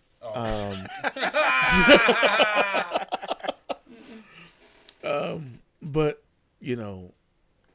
it really is like, there's a few places that have done them right. When it's Adams Mark again now. But the Adams Mark, we did a family reunion there when I was right before I went off to law school. And their chef, who I forgot where they are now, literally did the eggs the same way my mother does them. And that's with some green bell pepper pieces and some onion in as well. Salt and pepper, all the good stuff. And they were perfect. Like, not too scrambled hard and not that soft, runny scramble that some places do. So that's usually the thing. They either do too much or too little. Hey, check the chat, people. I don't know if we got a question there or something like that. I've been checking the chat. Oh, word. Yeah. No questions for me? No, I've been reading. I'm looking. Ain't nobody asking. I mean, they talking shit to me about some other stuff, but so orange juice or coffee? Orange juice. My man, coffee makes me. I can't stand the smell of coffee at this point. Well, it just makes me mega dumps, and I don't like that. Yeah, buddy. I don't drink coffee at all. I drink tea if I'm going to drink a product like that. One Christmas, my mother loves coffee, and so everybody sent her a bunch of coffee beans and not already ground. And so she made me grind like a good near 30 pounds of coffee beans. Oh my! So like she had one of those small like spice grinders, and I had to get like the old school ones that plugged into the wall. So I had to sit there grinding for hours of these coffee beans, and the stench of coffee used to make me throw It's up. so inundated. Yeah, It was so bad after that it made me throw up for like a few years there. I could not stand the actual smell of it coffee. feels like the coffee is like seeping into you. Yes. It was invading my nostrils, and I didn't like it. Now, I will say this: when I'm doing some touring, I will drink coffee every once in a while, simply because it doesn't keep me awake because of the caffeine. It keeps me awake because I'm gonna have to go to use the bathroom. Gotcha. You know what I'm saying? So I know I can take me a shot of coffee or so, or espresso or something before we hit the road, and if I have to drive, I'm driving with a purpose. I just wish they stopped lying about how it tastes good. It doesn't taste good. No, I don't mind. no. I can get my caffeine better ways. I definitely can. Yeah. Dr. Pepper is definitely a much better Yeah. caffeine source for me, which I had to let go. I'm day 3 without caffeine again. I mean, I ain't gonna lie. There's a few Starbucks things I can do, but most people don't really count that as real coffee. So. And if I'm gonna drink coffee, I'm gonna drink quote unquote real coffee. Right. You know what I'm saying? Something, and not necessarily something that's like super earthy, but just something Actual coffee. Right. Yeah. You know, Not 50 pounds of sugar and then a drop of coffee. Nah. Right. Nah.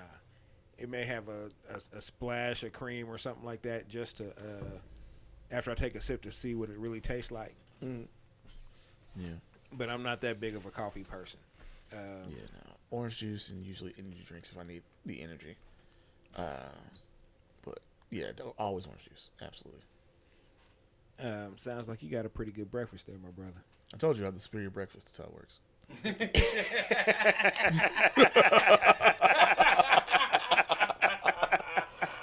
Oh. He's a breakfast supremacist. You invited a supervillain on your podcast. What do you think was going to happen here? Hey, your breakfast is an awesome one. It's much safer than the a la mode pancakes, I think. Fuck you, okay? See, I'm surprised you didn't ask the really important question. Okay. Home fries, hash browns, or hashed potatoes? Very good. I didn't want to go there. But it could be because it it's vary from place to place. Because it's all so good. You know, it always depends on who you got. I will say, however, Waffle House tends to beat most places on the breakfast potatoes. On hash browns? On any breakfast potato, really. Because that bowl of theirs, that they'll sometimes do with the with the breakfast potatoes instead. Hey, still good. So. Rest in peace, Waffle House over on Main Street. Oh man, broke my heart. I was actually finna go there, mad. and I pulled up and I was like, "What you mean y'all closed forever?" Hey, and the one in Lee Summit don't stay open 24/7, do it? What? I'm asking. I don't know. I can't I've remember never seen a driving closed through there at Waffle night House. to see it open. I've never seen one either. I know the one on the way to the airport It's across stays the street open. from the hospital. Oh shit! From St. Luke's, yeah. I don't ever pay no attention. Next to Culver's. Yeah, I know what you're talking about. Yeah, I've just never seen it closed. It's right next to Culver's. I've never seen it closed, but that's You never seen it closed? No. I don't see. I can't remember seeing lights there at like midnight. Huh? Myself, You sure it I wasn't could like be during wrong. a snowstorm or something? Hey man, it could be with 2020 and 2021. That's entirely feasible. Speaking of 2021, Okay. and COVID to a degree, because that it's been dominating the headlines for the past year and a half or so. I felt like I was a decent person going into COVID when we got into COVID, and now that we're kind of coming out, I really feel like I ain't shit. And I mean that in like a fuck everybody kind of way. Because especially now that the mask mandate, quote unquote, is lifting. I love wearing my mask. And I don't know political shit. I just don't. I'm tired of motherfuckers seeing my face. Look, I'm talking shit under my mask and you don't even know it. You ask me a stupid ass question, I'm mouthing a dumb ass answer up under it. And I'm going to tell you to go to Google in real life. Damn straight. Yeah.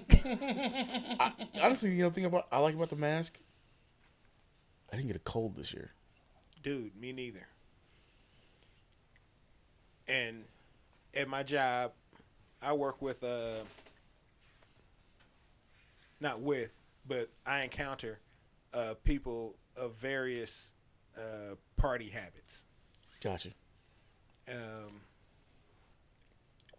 The main party habit of the past couple of months apparently has been those that don't like to wash their hands ever, and have like caked up fingernails and cuticles, and then want to touch everything, and I'd be like, hey, big dog, check it. When's the last time you thought about washing your hands? Because I know you ain't washed them. But had you considered it? I mean, and then have nerve to go to the hand sanitizer we keep around the store and be like, I'm like, that hand sanitizer is dirty. I'm an asshole to a degree, and I be wanting to tell these motherfuckers, hey man, take you and your meth habit on somewhere else, man. We don't sell nothing for that here. Nothing. Nathaniel. But I can't say that at work. I mean, yeah, they look down upon that kind of stuff, but but it'd be true. Because I had a dude come in saying something about some hot rails. I had to go to Google. Google, what are hot rails? Oh, goddamn. Doing the meths. Damn. My bad, y'all. I just had to get that off my chest. It was a rough week. I understand. Between that and selling fake pee, it's been a hard time on the block. Man. Whew. The life I live.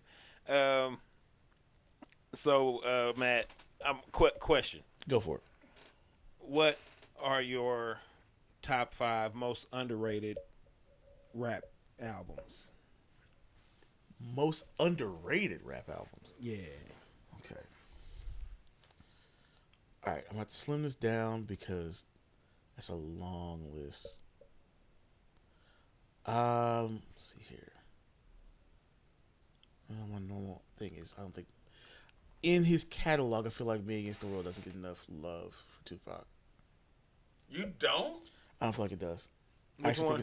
Me Against the World. Oh, no, Me Against the World doesn't get enough love after All Eyes on Me came out. Yeah. Yeah, but I feel like, okay, I definitely see that point. I felt like Me Against the World the purest Tupac fans would say that is the seminal album. Yeah, but that you're going into like what the hardcore fan base loves, and of course, like a deep Tupac fan is going to be like, yeah, this is my album I want. But I feel like as out of his catalog, that's the one that's the underrated one. Man, I think it was not marketed heavy, to be honest with you. I'm going to quickly just hit this with a tangent of I believe that All Eyes on Me was his most overrated. I'm in agreement with the that. The only reason I'll disagree with that is because they turned the Machiavelli album into such a damn conspiracy theory and ridiculous shit on top of it. Like, that's the most overrated one because they did all that to it. However, on how they were musically received, I'm with you. Because All Eyes on Me, you could have took like 10 tracks off of the double disc total. Yeah. And had, oh my God, you could have had just... You could have had addition by subtraction. Yeah. The greatest album ever, possibly. But I get that. I can see that. But I'm also not the hugest Pac fan after Me Against the World. Because prior and prior to Me Against the World was really like speaking his truth, and it felt like All Eyes on Me, and after that, it was Pac, but it wasn't necessarily Pac speaking Pac's truth. It was Pac speaking an angry black man. He was becoming a symbol after that point, as opposed to being what he personally felt. Right. And it just, I don't know. It just didn't. I listened to it and I loved it and I bought it, several times because everybody was stealing CDs back then. So you had to always buy 2 or 3 times, the stuff you like. But it just didn't have the same. It just didn't hit me the same way. You play some Tupacalypse now, oh man, I might shed some tears because, hey man, he was really spitting on that. It was from the gut. He was. I hate to say it, but I hate the term, but he was hungry. Yeah. You know what I'm saying? He really had something to prove on Tupacalypse now. Yeah. I got one for both of y'all. Of all the Outkast albums, somebody posed this to me last night. Of all the Outkast albums, is ATLiens the most front to back listenable? No, Equipment Eye is.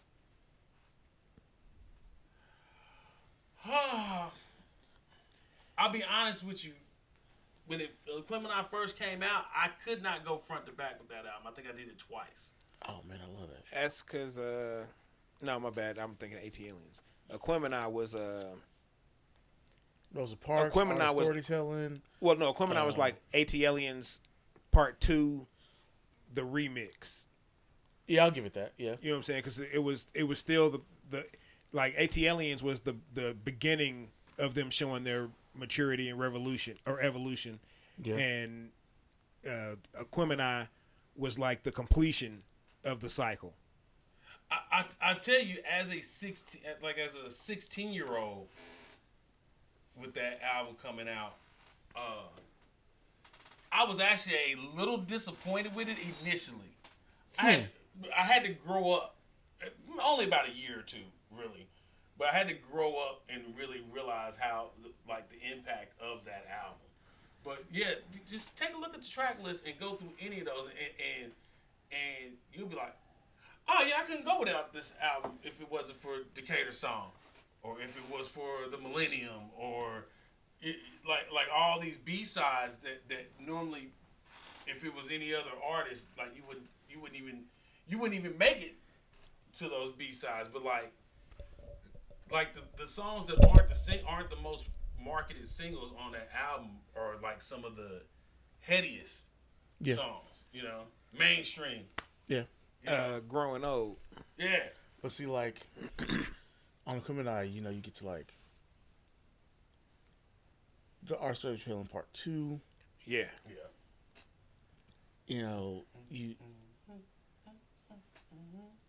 I forgot who it is that actually raps on Nathaniel. Just deciding to do that and have him go over the phone.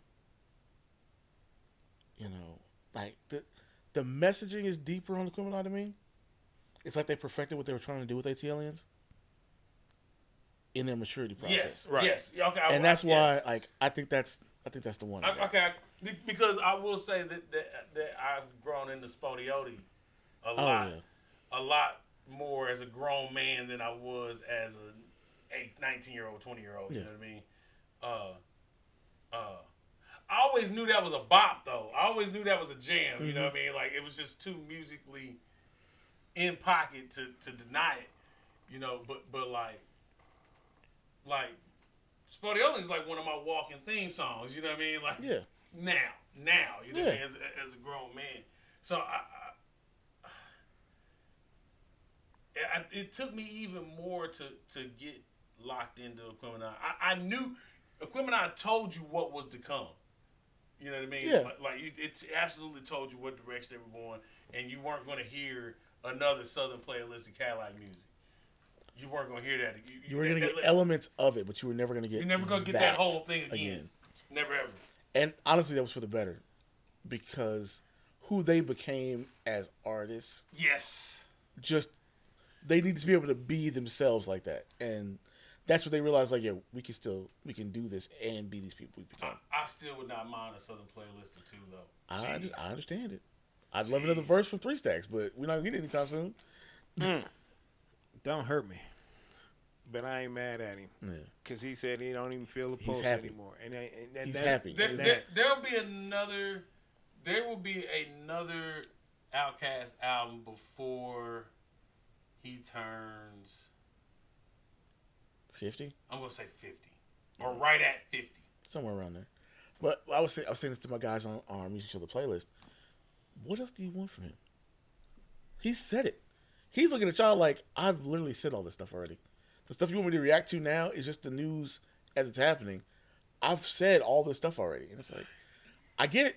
Yeah, but now today's artists say the same thing over and over again. Yeah. So why wouldn't we want it from Stacks, even if it's the same thing? I don't give a damn. Yeah. Serve that shit up. Because he's a real artist.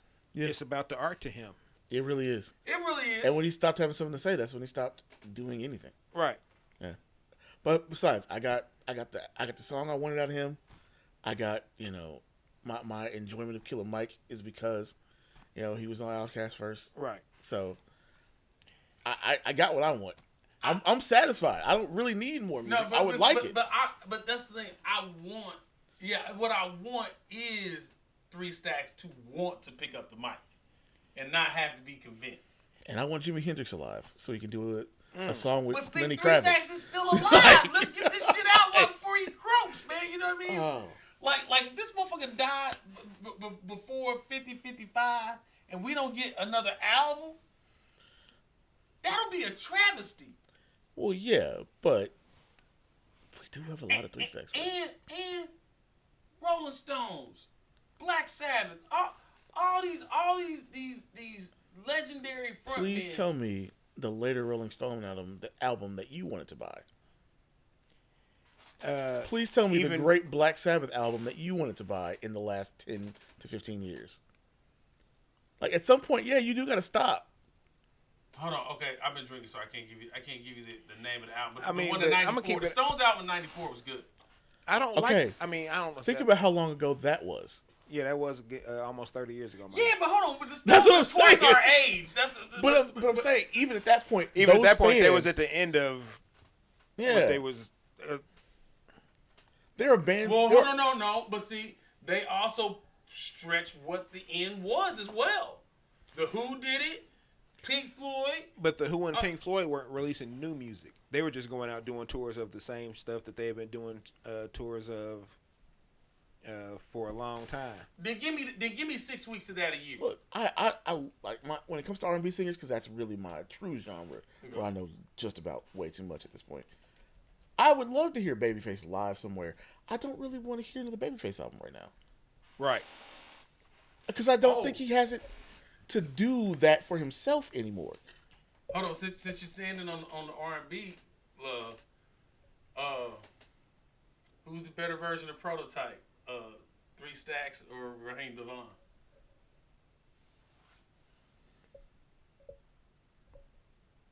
I mean, that's kind of a fucked up question to ask, because It is, ain't it? Yeah. Because Raheem DeVaughn couldn't have done his version of that without 3 Stacks having done his version. Yeah. Or having done. I don't know. All right. I like Raheem DeVaughn. Pink Crust Velvet is one of my favorite tracks he's ever done. And if you hear the acapella version, it's absolutely stellar. Okay. He did it for This Is R&B, and he does it live at that point. It was great. However, I kind of got to agree with your boy here. Like, you have to respect that one comes before the other. Absolutely. Okay, but yes. And that's the only reason there's a difference. It's hard to judge between those. And I do that, but I have to say that if what we're talking about is the melody, because 3 Stacks made the whole song, right? Yeah. So if we're talking about the melody, then I'm not going to penalize Raheem DeVaughn for not being the writer of the song. Because plenty of people have mastered songs not written by them. You know what I mean? Yeah.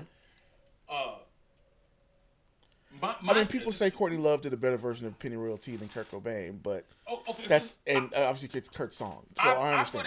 I put it to you that if Raheem would have never heard 3 Stacks sing the song and only would have heard the melodies of the verses played out, he could have still done the exact same thing he did on the first time he did the cover of that. Well, he's very talented. That's what I'm saying. I can't take anything away from him. Yeah. It's just, I know it wasn't your brain that made this. Your brain performed this, but your brain didn't make this. So I have to give it to the person who made it. I don't think 3000 could have made that song as soulful as Raheem DeVaughn did. It wasn't in a vacuum, possibly. But true, in a vacuum. But he made it as soulful as Andre 3000 could make it. Yeah. And Andre 3000's soul speaks differently than Raheem DeVaughn's soul does. You realize you basically just asked 95 South versus tag team, right? Well, there it is. Like, that's basically what you just asked right now. Like I don't know. Like that's the hardest thing to Hold answer. on, what was the? Are we talking about Whoop or Whoop? Yeah, Is that what we're talking? they are Or the same song. Doom, doom, doom, doom, doom, doom, doom. Oh, man, we're Actually, not doing I'll take a swing at that. I never liked Whoop. There it is. I never liked it. I think the 95 South version is better. It's just that the tag team version got more popular. The tag team version blew up. I like the mix of the tag team. And that is better like that is exactly what that Atlanta versus Miami based thing is in the first place. Yeah, but tag team had the deal, so they had the better studio mix of it as well. Yeah. And what I don't like is there was so many of those fucking Miami based remixes that it was like the fucking dubstep of the early 90s. You know what I mean? There was because everybody hundreds of bass remixes. Luke was good, and so thus everybody has to do in Luke style in Miami. It made sense, and the music is good. That's the verses I would actually love to see, though. You know what? Atlanta based versus Miami based. And you know what? I don't Oh, like. there'd be a whole lot of old ass shaking in that one. Man, A lot of those underground Miami tracks, get called the quintessential sound, but they weren't as clean as Luke's shit. no, they Luke's weren't. tracks are clean. Like Luke's track. I mean, they're not Dr. Dre Right, quality audio, but for bass tracks, oh yeah, his shit. Now his vocals, they may not have gave a fuck about. You know what I mean? But as far as the actual mix of the instrumentals, Luke's shit was way better than most of that shit down there. Because Luke spent that money on it. yeah.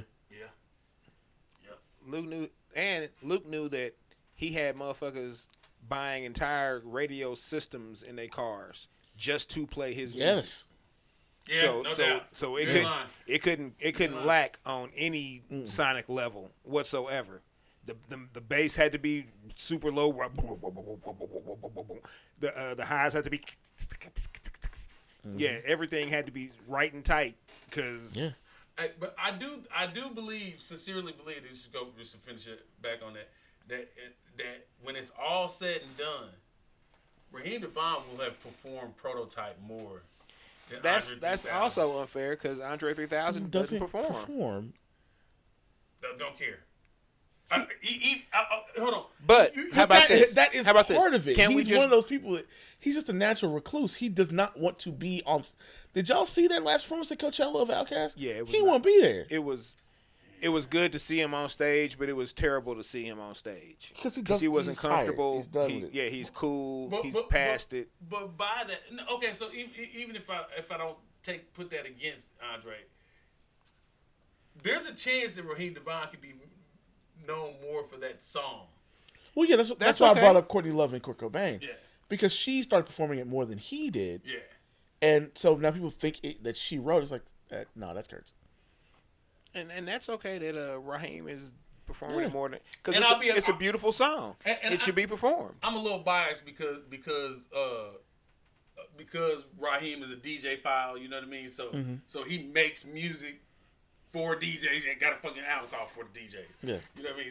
So I really do appreciate that. You can tell when an R&B artist wants to make a DJ's job easier. Yeah, You know what I mean? Yeah. And he's got the problem of, and people probably be mad about me saying this, but I think he is better as a singer than Miguel, but Miguel gets the notoriety. Because Miguel had the bigger budget. Yeah, has always had the bigger budget. Because Miguel is a pop cat. Yeah, Raheem DeVaughn is a real soul cat. Soul cat, yeah. Miguel can do the ballad though. Like, Miguel can sing. Yeah, so he can sing. But I think, honestly, I think he's better. It's just that Miguel has the budget. Miguel has the features. I think Raheem DeVaughn will perform longer than Miguel will. Well, yeah, Miguel's got one more before he's on my list of artists that can't make good albums but make good singles. Man, he makes tremendous singles. He'll have like 2 good singles in the whole album. I'll be like, damn, dude, your album sucks. They're always sneakers, though. I remember Miguel all the way back at Quickie, so yeah. But those songs are always grow on you. They never debut number one or anything like that. Like they'll come in at like 20, and then 2 weeks later, all of a sudden they're at 9, and you. Hey, that's that. Both their problem, I think, is going to be Lucky Day though, because Lucky Day does not miss now. Yeah. Yeah. All right, so All Eyes on Me was the number 5, or was one of your 5? No, Me Against the World was one of Or my bad. Me Against the World was. I'll go one fairly recent album, Jadena's 85 to Africa. If you like Afrobeat at all, that man made a perfect blend of all his Southern influences and then some great Afrobeat music. Like, I'm ashamed of myself that I don't support that brother more, because everything I hear is gold. My paralegal for one of my old jobs that I left a while ago is like a giant Jadena fan. So anything he puts on Instagram, I have to hear about even now. But like I liked his music on the first album, and I was like, all right, this is all right. I don't feel like it's enough, but like Bambi and Adora were two of my favorites, and then this one came out, and I was like, I heard Sufi Woman first, and I was like, all right, he might have something. Hey, did you hear there was clowning Jadena on Twitter? Yeah. Because of the hair. Yeah. Yeah. Did you see that, P?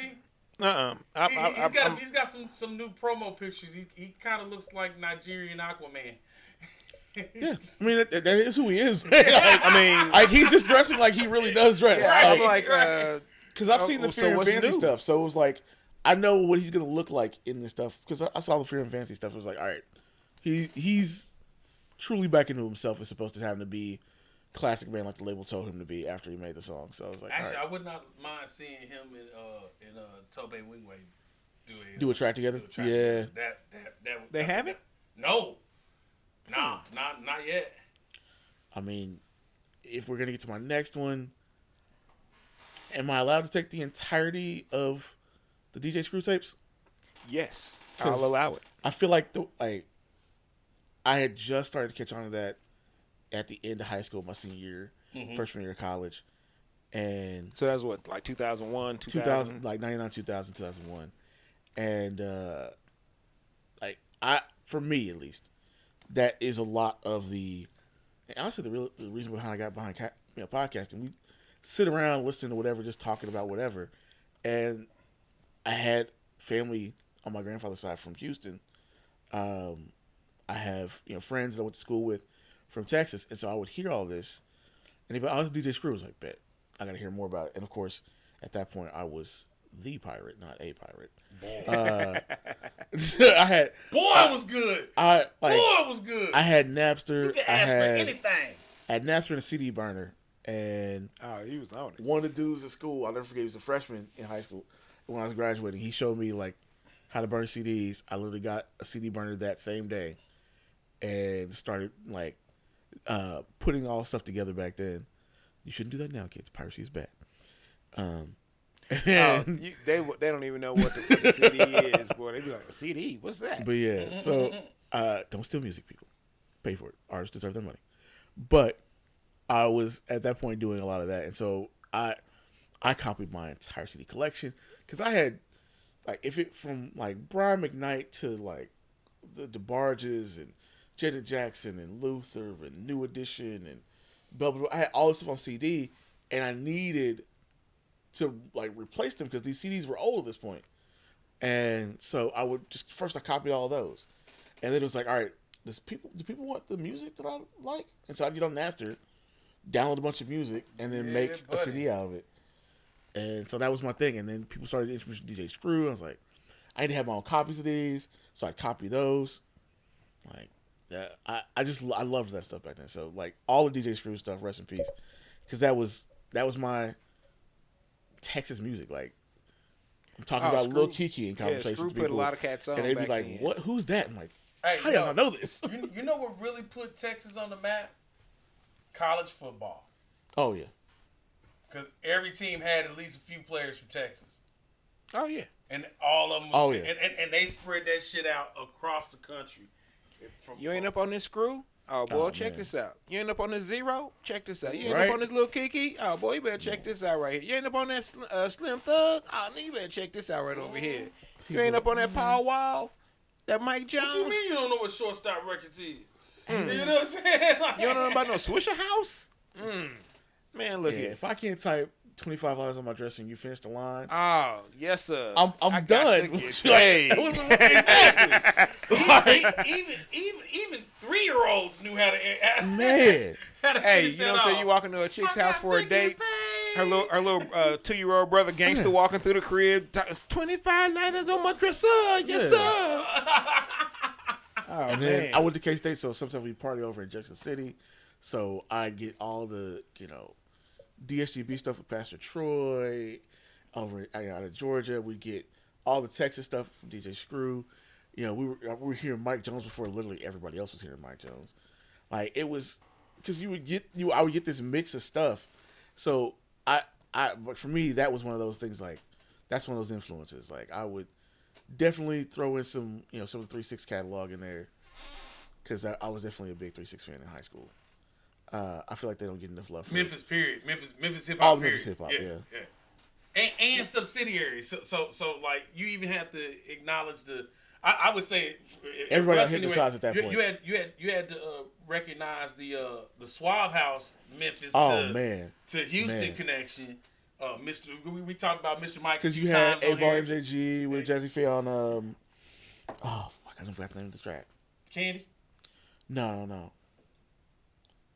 It was this bitch that I knew back from '86. Oh, Graduated, made it from the Oh, college. show up. There Taylor we go. showed up. Taylor. Showed Showed up. There up. we go. I couldn't remember his name for the life of me. Yeah. Oh, yeah, man. Oh yeah, Suave House. Swap House was, had it for a minute, bro. Hey, Suave House was for real.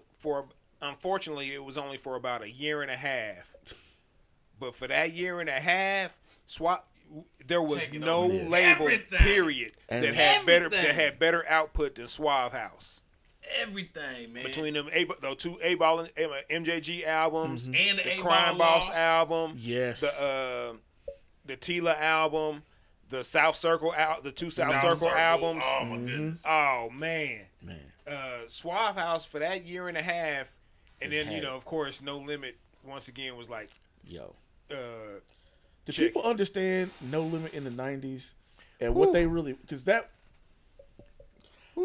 I feel bad that they are not... That is not happening now for them. Because could you imagine... Like, the machine that they were... but For that time. it's not happening for them, but it's what's happening now is the It's because exact of them. same thing that they did Yeah. then. It's just more refined and See. and killing it even harder. We had this super long, like, Twitter fight about who had the best verse. I'll make them say, and you could tell by, like, you could tell how old someone was by who they said.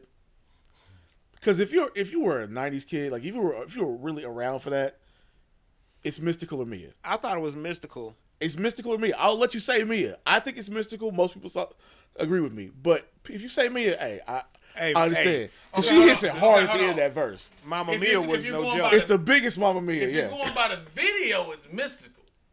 If you're going by listening to the track itself, it's Mia X. Same thing with I don't know, man. With Bout It. I think. Well, hold on. Let's if stay on this one for a second, because I think that as dope as Mia's verse is on Make 'Em Say Mystical shut that motherfucker down. Snapped.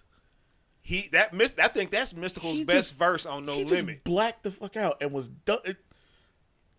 Out of please. all the Mystical albums, I But think that that's. ain't Mystical's best verse.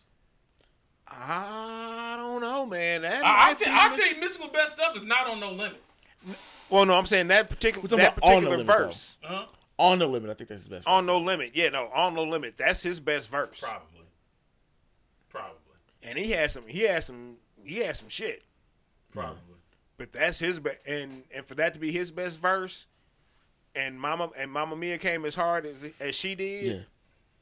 Yeah. And It's hers until he comes on the track. right. Like, without a question, it's her verse until you hear him. See that? Yeah. He did snap. Man. He But- did snap.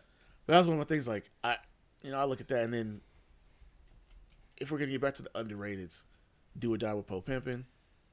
You really think that's underrated? I do. I think people we remember that, but a lot of people have forgotten that track. Yeah, I guess so. By the way, quick funny story from high school. Mr. Walker was having us bring in music videos for some event. I made a music video tape, so I basically just taped random videos from Video Soul on BET. And of course, the very first one up was Poe Pimpin'. Because it was it was the most popular song at the time. So it was the first thing that was on the list of videos. And they stopped showing them I forgot what the event was. They stopped showing the videos at some point because I guess the VHS tapes weren't going on out to the projector correctly, and he was trying to work on it. But yeah, that was literally the very first video, and everybody cheered when that came on. So it was like, now Matthew, I made sure to get the BET versions of them because I knew it'd be clean, Yeah. so we wouldn't have any trouble. You got the early, you got the daytime BET version. Because you could got that the uncut BET version. Well, no, because uncut hadn't come out yet. Like uncut didn't start till I graduated. Oh, word? Yeah, uncut didn't start until 2000, 2001. Yeah. Yeah. Nah, that's when it came back. Cause when I was in college, we was watching uncut at like 2:30 in the morning, at like 2 in the morning after. After the famous video, the famous uncut video, all that shit, Mighty Casey, Joker the Bail Bondsman, all that shit was coming on when I was in college. Nigga, that we was in it. That was like 95 maybe. Cause that was in the Ziploc bag. Yeah, we was getting fucked up. Joker the Bail Bondsman. Hey, we was getting fucked up watching that shit. Like I got class in 5 hours. See, because Tank actually had his first video on Uncut. Really? And nobody remembers the song. It's called Freaky. He's got electric guitar licks going during it. I definitely tell you, if you can find the video, please watch it. It's hilarious to look back at now. But at the time, like that was the introduction to Tank. That was literally his first song that was on television. And then what else was the big ones on there? Time for Freaking. What That Thing Smell Like. What That Thing Smell Like. Mighty Casey with White Girls. Of course, Tip Drillin', Pussy Poppin'. Nelly. Afro Man Because I Got High. Oh, you said Tip Drill already. Shit. Damn, Afro Man really did benefit from that. Mm-hmm. The uncut version. He got on Uncut before he got on MTV. The uncut version of 3 6 Mafia's Tongue Ring. The uncut version of Chingy's Holiday Inn. Yep. Yeah, man. Wow. Yeah, uncut was Made me a man. Man, I was a K-State. We would literally stay up and watch it. Oh yeah. It was. Yeah. It was on and popping. If I wasn't working at the bar and I was trying to take something home, hey, we had to leave by 1:15 so that we could get out to the car, back to the crib, sat down and ready to roll for Uncut at 2:00. It's going down. Oh, we was making bets on what would be the first video. Mm-hmm. We had pools. I won a couple times because they started off with that fire, what that thing smelled like. The way that motherfucker quarter be playing them numbers, I used to play that video, boy. That was my video right there. My money's on what that thing smelled like. And then when Tip Drill came out, my money was on. I put 2 on what that thing, and then 2 on Tip Drill. See, I'm gonna get it. Yeah, Tip Drill was that. I wanna kick it tonight. Hey man, that motherfucker was about 63 years old when he made that shit. They was all old. I didn't realize how old the niggas was. Joker the Bail Bondsman wasn't that old. No, he wasn't. He was. I mean, we were young. Yeah. But he was probably 26, 27 when he was doing this shit with a Busy Bone in the Ziploc bag. Smash with the cash. Smash with the cash. Smash with the cash. Yeah. Man, I remember when I walked into my first strip club, it was a chick dancing to that, and I was like, damn, I know this motherfucker's hood. Because this ain't even a legitimate licensed song or nothing, I don't think. I think he just got an uncut video to cover up his dope money. wow. Yeah. Oh, Yeah. allegedly. Yeah, allegedly. Hey, hold on. Why mom called me? Why I was sitting there with mom one day and she asked me if I knew about Block Life. Oh. I guess they showed up on one of them. They on one of the gangster. One of them gangster documentary shows. Oh wow. Yeah, she said, Yeah. you know what Block Life is? Mom, why do you know their name? You know what? I'm glad she asked you and not me, because I'd have been like, yep, they some motherfuckers that tip shitty when they was making all that fucking dope money at the bar. That's what the fuck they are. Sorry they in jail, but hey, if you gonna spend $1,000 at the bar and tip 15, you ain't shit. That was bad. Yeah, man. And you got a Hummer that's wrapped up. And y'all got barely 2 years out of that. Barely 2 years out of that. Man. And then everybody went to jail. Everybody. Damn.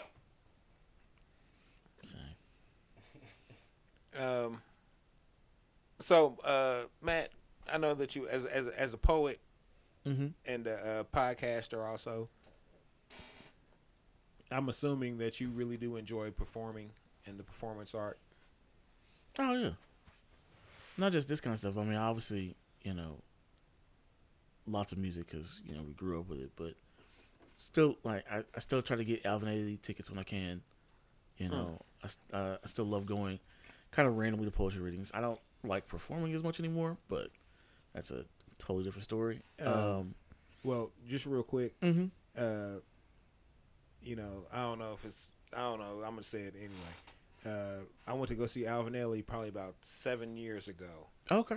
I took one of my, I used to teach. Okay. So I took we took some of our classes one year. Yeah. Well, a few years in a row, but this particular year was my last year.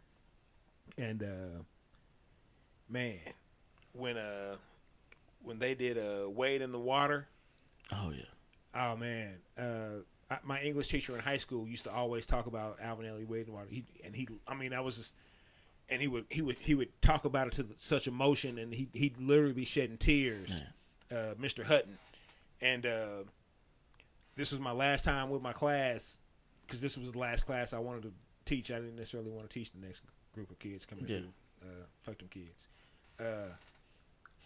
So it I don't know what it was, but it was just like a rush of emotion, and I was just like shedding tears. And oh yeah, my students was like, "Hey man, you all right, Mr. Austin?" I was like, "Nah, I'm cool, man." It's like, "What's going on?" I was like, I had to explain it to y'all when we get back to the classroom, but you know what I'm saying? It's just some old. I went to Meservey in elementary school before I went out south to Human Mills, so I had gone to see Alvin Ailey every year as a kid, and then because I was on Jack and Jill as I got older, we just went as part of the program. We get tickets and go that as one of our cultural events. So I love it. I love the performances, and they didn't always do Wade in the Water, so you had to catch them when they were actually going to do it, and it is. Yeah, it's spiritually moving. I there's nothing else to describe that. It is a really moving piece. Yeah, it's one of the few things that you can say like going to a ballet touched you differently than everything else you saw. Well, and now comically, I'd seen Wade in the Water 20 times at least prior to that, and it was, and I loved it. But it just, you know what I'm saying? None of that, but nothing like that. And yeah, that particular moment though just struck me, and I was just it was just like, man, this is fucking beautiful, man. You motherfuckers are hitting every blow, every boom, it was just, it was a special moment, and I was glad to have them stupid knucklehead jokers with me. To you know what I'm saying, to share it. Yeah. So anyway, so I'm me personally, I love performing also. I think Rockwell does also. He fights me tooth and nail on getting out there sometimes, but I know it's in deep down he's. I mean, once you get me there. Yeah, but getting you there sometimes is like putting B.A. Baracus on the plane. I understand. Yeah, gotta drug is milk, but I can't do that because Rockwell like drugs. No, I'm just kidding, y'all. I'm just kidding. But I like milk too. He does like Hello? milk, and he's lactose Stop intolerant. drinking it though. He can't. Get a different kind of. You could just slide. You can have the You acidophilus could just milk. slide a little candle oil in the milk, and this was fix. No, all I that. just what I would do is just drug your a la mode pancakes. You would always know something was up because I'm about to slide because I'm coming in with this big ass plate of a la mode pancakes, and you're gonna be like, "Oh man, I know it's some drugs in this, but I'm gonna eat them anyway. Fuck it." I can't never pass up a la mode pancakes. I can't. Fuck that. I mean, I know it works. I'm not mad at you. It's just funny to me I know it works. because you are lactose intolerant. I'm just glad I don't have to be around you after you eat the Alamo pancakes because I'm sure that's disgusting. No, not if I prep. Eh, If I get my little Walgreens brand lactate pills, they got chewables. You good. You good. Ain't no problem. And I do like skim milk too, so it's barely milk. I don't know, man. It says milk. I do lactose free skim milk. It's just white water. It's what You know, you could just buy acidophilus milk and solve that problem entirely. Now, what? Acidophilus milk. Papadopoulos milk. Yeah, basically, it's a Greek based, it's a Greek yogurt based milk. It has a bunch of extra stuff in it for people who are lactose intolerant. It's literally, Word. yeah. Oh, is that it's why I can drink? That's why I can eat Greek yogurt. Yeah. No problems. yeah. Oh, okay. Well, hold on. oh Hey, I'm man, down to shop for new milk. Not that almond milk though. Fuck that bullshit. I like that almond milk. Bullshit. I can't do the almond milk or the soy stuff either. I'm not a fan. Well, Especially the It's sweet the versions taste. of them. I can't do it. I'll do rice milk because I've been. I haven't to tried random- rice milk yet. I've been to random Asian countries at this point, so I can do rice milk, but I can't do the almond milk and all that other stuff. Rice That's milk right. seems like it would be skim milk. It has kind of the same consistency. Yeah, Yeah, I'm not a skim milk. makes a pretty decent ice cream or a milkshake. Honestly, Huh. Well, see, I'm not really a milk guy anymore. I've really tried to cut my dairy down because it clogs up it makes me congested after eating so much of it. Getting old, y'all. Da da da da da. Keep going. Boom, boom, boom, boom. Hey, I was gonna say, don't do too much of that. We can't afford no licensing No right now. shit. No shit. We still budgeting that shit. Y'all gonna have to hold on for our progress. That's why. Fuck, after That's you looked that's at them why. prices, Yeah, that's why. that music license is big. That's why Quarter ain't here. Because we got to keep him looking up some stuff to make sure that we ain't. Because Quarter go over budget in a heartbeat. Yeah, put it all on there, cuz. Yeah, cuz just go ahead and put it on there. It's all Valley Juice. I'd be like, what? Hold on, no, this ain't Valley Juice. No. This is Pocket Juice. $8 a song per use. Hey man, I was out in Belton earlier, and I don't know why I'm saying this because this ain't got shit to do with nothing. But I went to Casey's, and I got it when I went in. They ain't had no slices. I was hot. Casey's didn't? Nah. wow. Now, fortunately for me, I had to. I wound up getting on a video call or a FaceTime. I don't know what the fuck he called these shits. I'm grown. I don't care. I was on a phone call, and so I was sitting in the parking lot, and I saw a dude come out with no mask on and some slices. So I was like, "Hey, let me go get my slices before more people with no mask on get their slices." So once again, I'm back to, wear your fucking mask, you dirty bastards. I don't know y'all. I don't trust y'all. They say the vaccinated can stay out with the mask on, but I don't know if you're vaccinated or not. And I'm not gonna ask you for your card. I just don't trust you. I told you I've come out of COVID way more of an asshole than I was going in.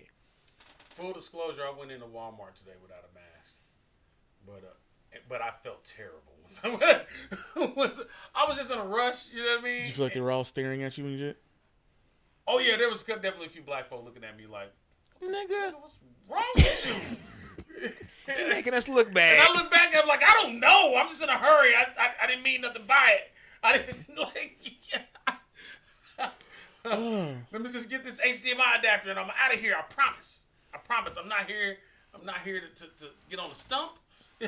I had a guy walk in Monday, twirling a mask on his finger, like ha ha ha, ha. And I was like, "Hey man, if this was 20 years ago when I was bouncing in the club, you wouldn't do that shit because I'd fuck you up." Straight up. Man, that'd be a good podcast episode. Crazy bouncer stories. Oh man, I got some bar stories. Man, I would only do it randomly with a buddy of mine from college. But you know, somebody bring in, like I think at one point we had a night where we had Delicious at a club that we were down by CMSU. What the heck's that place? The Dewdrop? Fancy Ranch? Nah, Dewdrop, something like that. Dewdrop in? Yeah. Woo! And so we bounced at that one, which me and him had to pull basically 6 girls off of one girl that they were You bounced at the Dewdrop? once. Yeah. Oh man, you was about that life. We had to pull these 6 girls off this girl because they got into a fight in the club, got kicked out, and so they waited for her to come out at the end of the night and started like grating her face on the gravel on the side of the building there. Boy. Damn. Fam. Like, I've never been so glad I had a collapsible baton in my life. There's nothing like having to pull multiple women off of one woman that they really want to beat up on because they're all drunk. I forgot what that bar was called before it was a Dewdrop Inn, but that place was always Gladiator School. That was the Gladiator School of Johnson County, Missouri. I believe it. Without a doubt. Like, it was going down. So white dudes was gonna be fighting up in that place. Hey, it could have been Alpha Phi Alpha state conference or whatnot, and by the end of the night, you're gonna see two white dudes throwing chairs at each other at that motherfucking bar. Was it ever ironic to either of you that Johnson County, Missouri is like the polar opposite of Johnson County, Kansas? Oh no, it was not lost upon me at all. It was definitely worth the laugh. I find it hilarious. Man.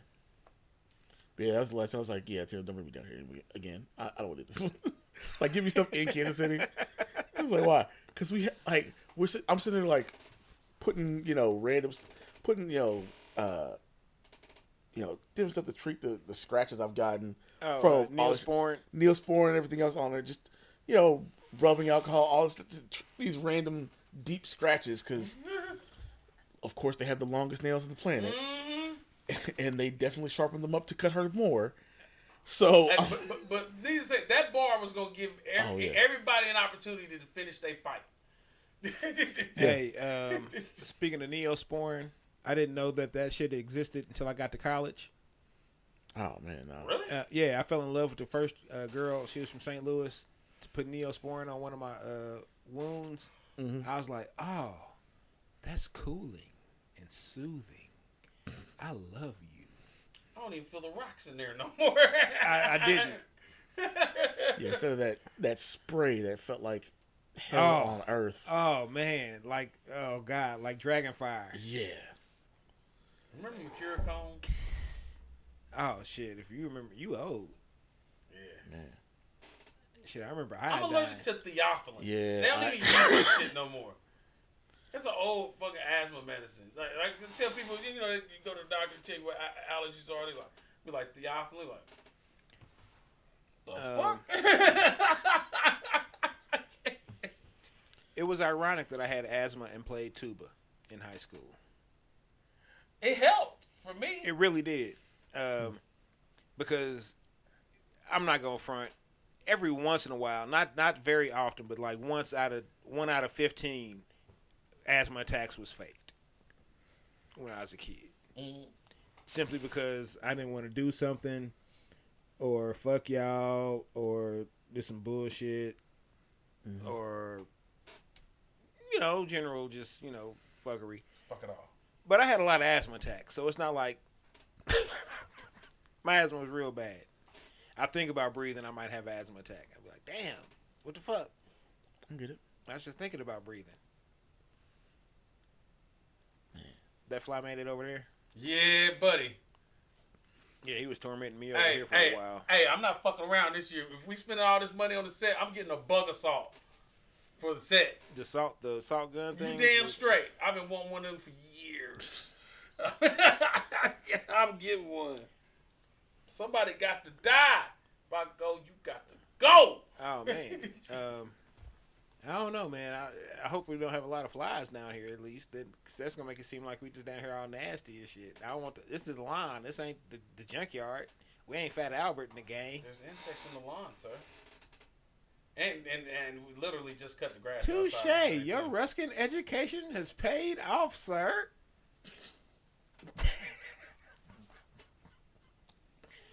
I can't even say that because it's another Ruskin dude and he's smart in the motherfucker too. So, you know, still fuck y'all, blue and gold. Oh, nobody said we were stupid. We just made bad decisions. There are a lot of bad decisions there. Oh, man. We kept wanting to be city kids. That's what I never understood. I never understood it either. That's never going to make sense. Don't try to figure it out. Yeah. Because I'm like, man, this is some cool neighborhoods out here. Y'all mad? Fuck that, we hard. Why? We hard. No. We hard. Just be cool. Now, I used to run hot summer, or not run, but I used to work. Mama, let me get your debit card. I did run it one summer. But I used to do hot summer nights when it was over at the YMCA on Longview. Yeah. And then they moved to Ruskin. Man, rest in peace to that YMCA on Longview. Oh, man. Man. They could bring it back, and it would be like, and it would They jump can't off now like because the bay is on. Because the bay is there. Yeah, the bay is on top of that land now, but. Man, them rinky dink fountains they can lay all that shit back over it. The bay is haunted. The bay is haunted. What? How is a water park haunted? Because it's got some fresh ghosts. It's just big. Yeah, buddy. Wow. Damn, once again, we bringing up Reggie Gage. Oh, shit. Because Reggie Gage has designated that the Sinclair over on Longview Road next to the bay has a death rate of 14 out of 10. Oh, you got his name. Thank God. We need to absolutely hashtag that man. We forgot to mention this man's name for at least 6 weeks. He's on TikTok. Yeah. And I ain't got no TikTok. Gotcha. So I can't. I don't get on TikTok, but every once in a while something happens that is TikTok based, and we're trying to add some of our network stuff to TikTok as well. So I have to learn about the platform eventually. Yeah, I may make Cliff do that stuff. Cliff, I know you're watching Cliff. That's your job now, Cliff. Hey, I got some work for you. I'm not doing this TikTok stuff, Cliff. Cliff's like, what the fuck, man? I'm just watching this shit as a favor. Breaking this shit on me.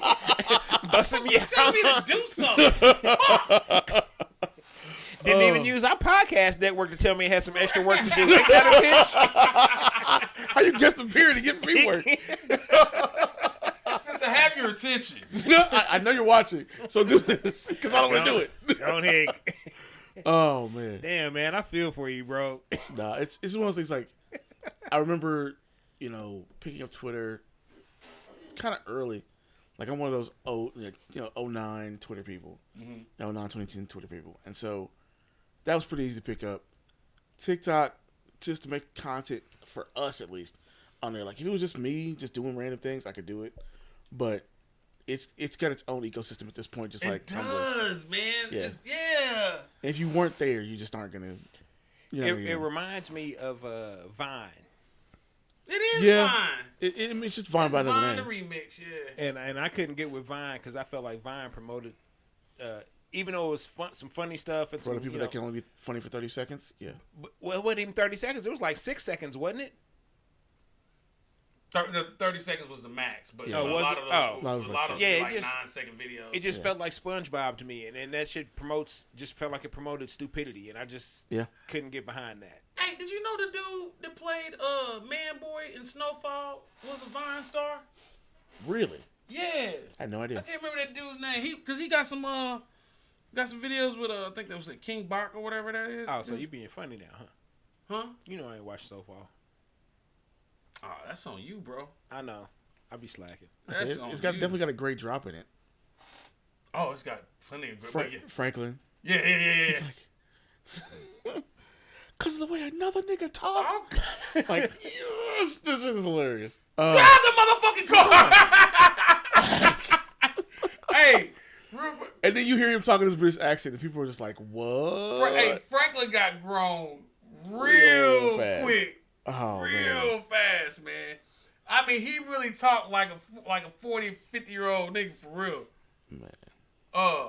But I don't care what anybody says, including Maul from Joe Budden's podcast. The Wire is still better than Snowfall. Okay, so here's my problem. I know I've never consistently watched The Wire, right? Okay. I've seen bits and pieces of episodes, right? So I know that there's good stuff to be had in the whole series. There's 4 great seasons and an okay second season. Yeah, that first season is kind of dry, though. The first 4 episodes were dry to me. I think it takes those 4 episodes to get into the setting.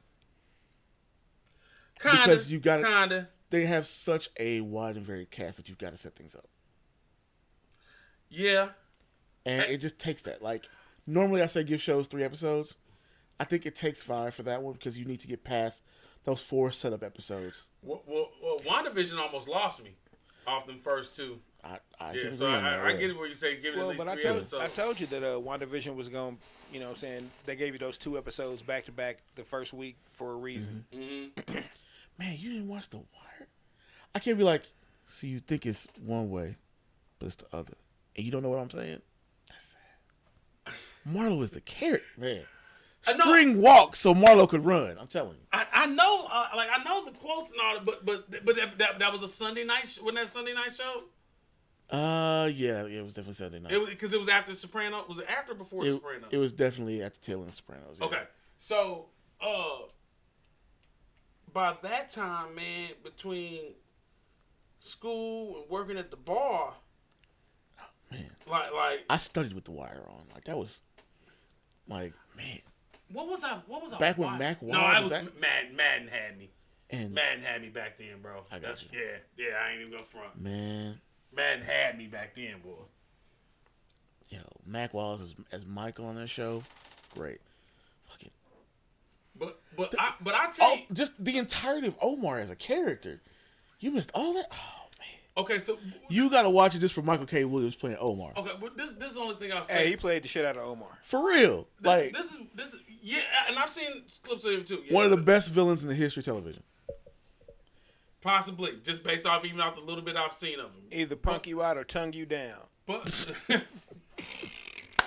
yo, this man jumped basically out a 7-foot building, 7-story building, and just all right, my leg hurt a little bit. Right. I'm good. I'm limping. I'm good though. For real. But the scene and the imagery in Snowfall is so accurate. Like it really makes me feel like a school-age child. You realize Snoop in The Wire is really like that person. Yes, I'm aware of that. Like most of the people, no, that's her. Don't play with her. No, that's her. Yo. Yeah, I was like, yeah. This is time like, after the show. I was like, after the show. Oh wow, she's really good at acting like this. This is amazing performance. This is not a performance. This is one of them niggas they got from around Baltimore. Yeah, the whole cast, but most of the cast was. And it was like, man, this is amazing. Oh man, yeah, you got to go watch it. You owe it to yourself to go watch that now. I need to rewatch it. I will. Because when it was on, I kind of HBO did the conversion. But I was half-ass watching it. Oh yeah, HBO did a conversion to like HD for everything, and so they did an entire marathon of the whole of all 5 seasons over again. And I literally just left it on and did everything in front of it. Just left it on the TV, had my laptop up, and was just working with The Wire going. It was great. But it's the imagery in Snowfall for me. Like it everything looks authentic. I'm telling you, you're gonna have the same feeling about The Wire. And when you're done, you're like, that was right. I didn't feel that way when it was out, though, because I could... Trust me. I am going to watch it. I'm not going to act like it's on me that I haven't watched it. Where the fuck is Wallace? I've had to go back and watch a few things with a different eye as a more mature person. He's never watched E.T. I have never seen E.T. That is true. I had an option to go see E.T. or Young Doctors in Love. I mean, I can understand being traumatized by E.T. like some of my friends are. Oh, no. I had an option to go see E.T. or basically a porn movie. I was around the age of titties was cool. That's fine. I mean, titties is still cool. I can understand. But, so I just missed out on E.T. I figure the woman who really loves me is going to somehow get me to watch E.T. Because at 46 years old, I figured, fuck E.T. Makes sense. I already know the cool shit. E.T. phone home, touch my finger where it's lighting up. We gonna jump over this motherfucker, be in the bicycle with the moon and shit. Yeah, that's about it. Oh, use the speaking spell to call home. I ain't even seen the shit, and I can tell you everything that happened. Okay. Fuck E.T. E.T. can eat a dick. You know Have what? Seen the Goonies though? Oh, Goonies is beautiful. Okay. It was about to get real strange in here if you hadn't seen Goonies. Well, Matt, every week, person or entity gets an official fuck you from the Lawnarchy. Okay. So I'm figuring, fuck it. This week, my official fuck you goes to E.T. Fuck you, dog.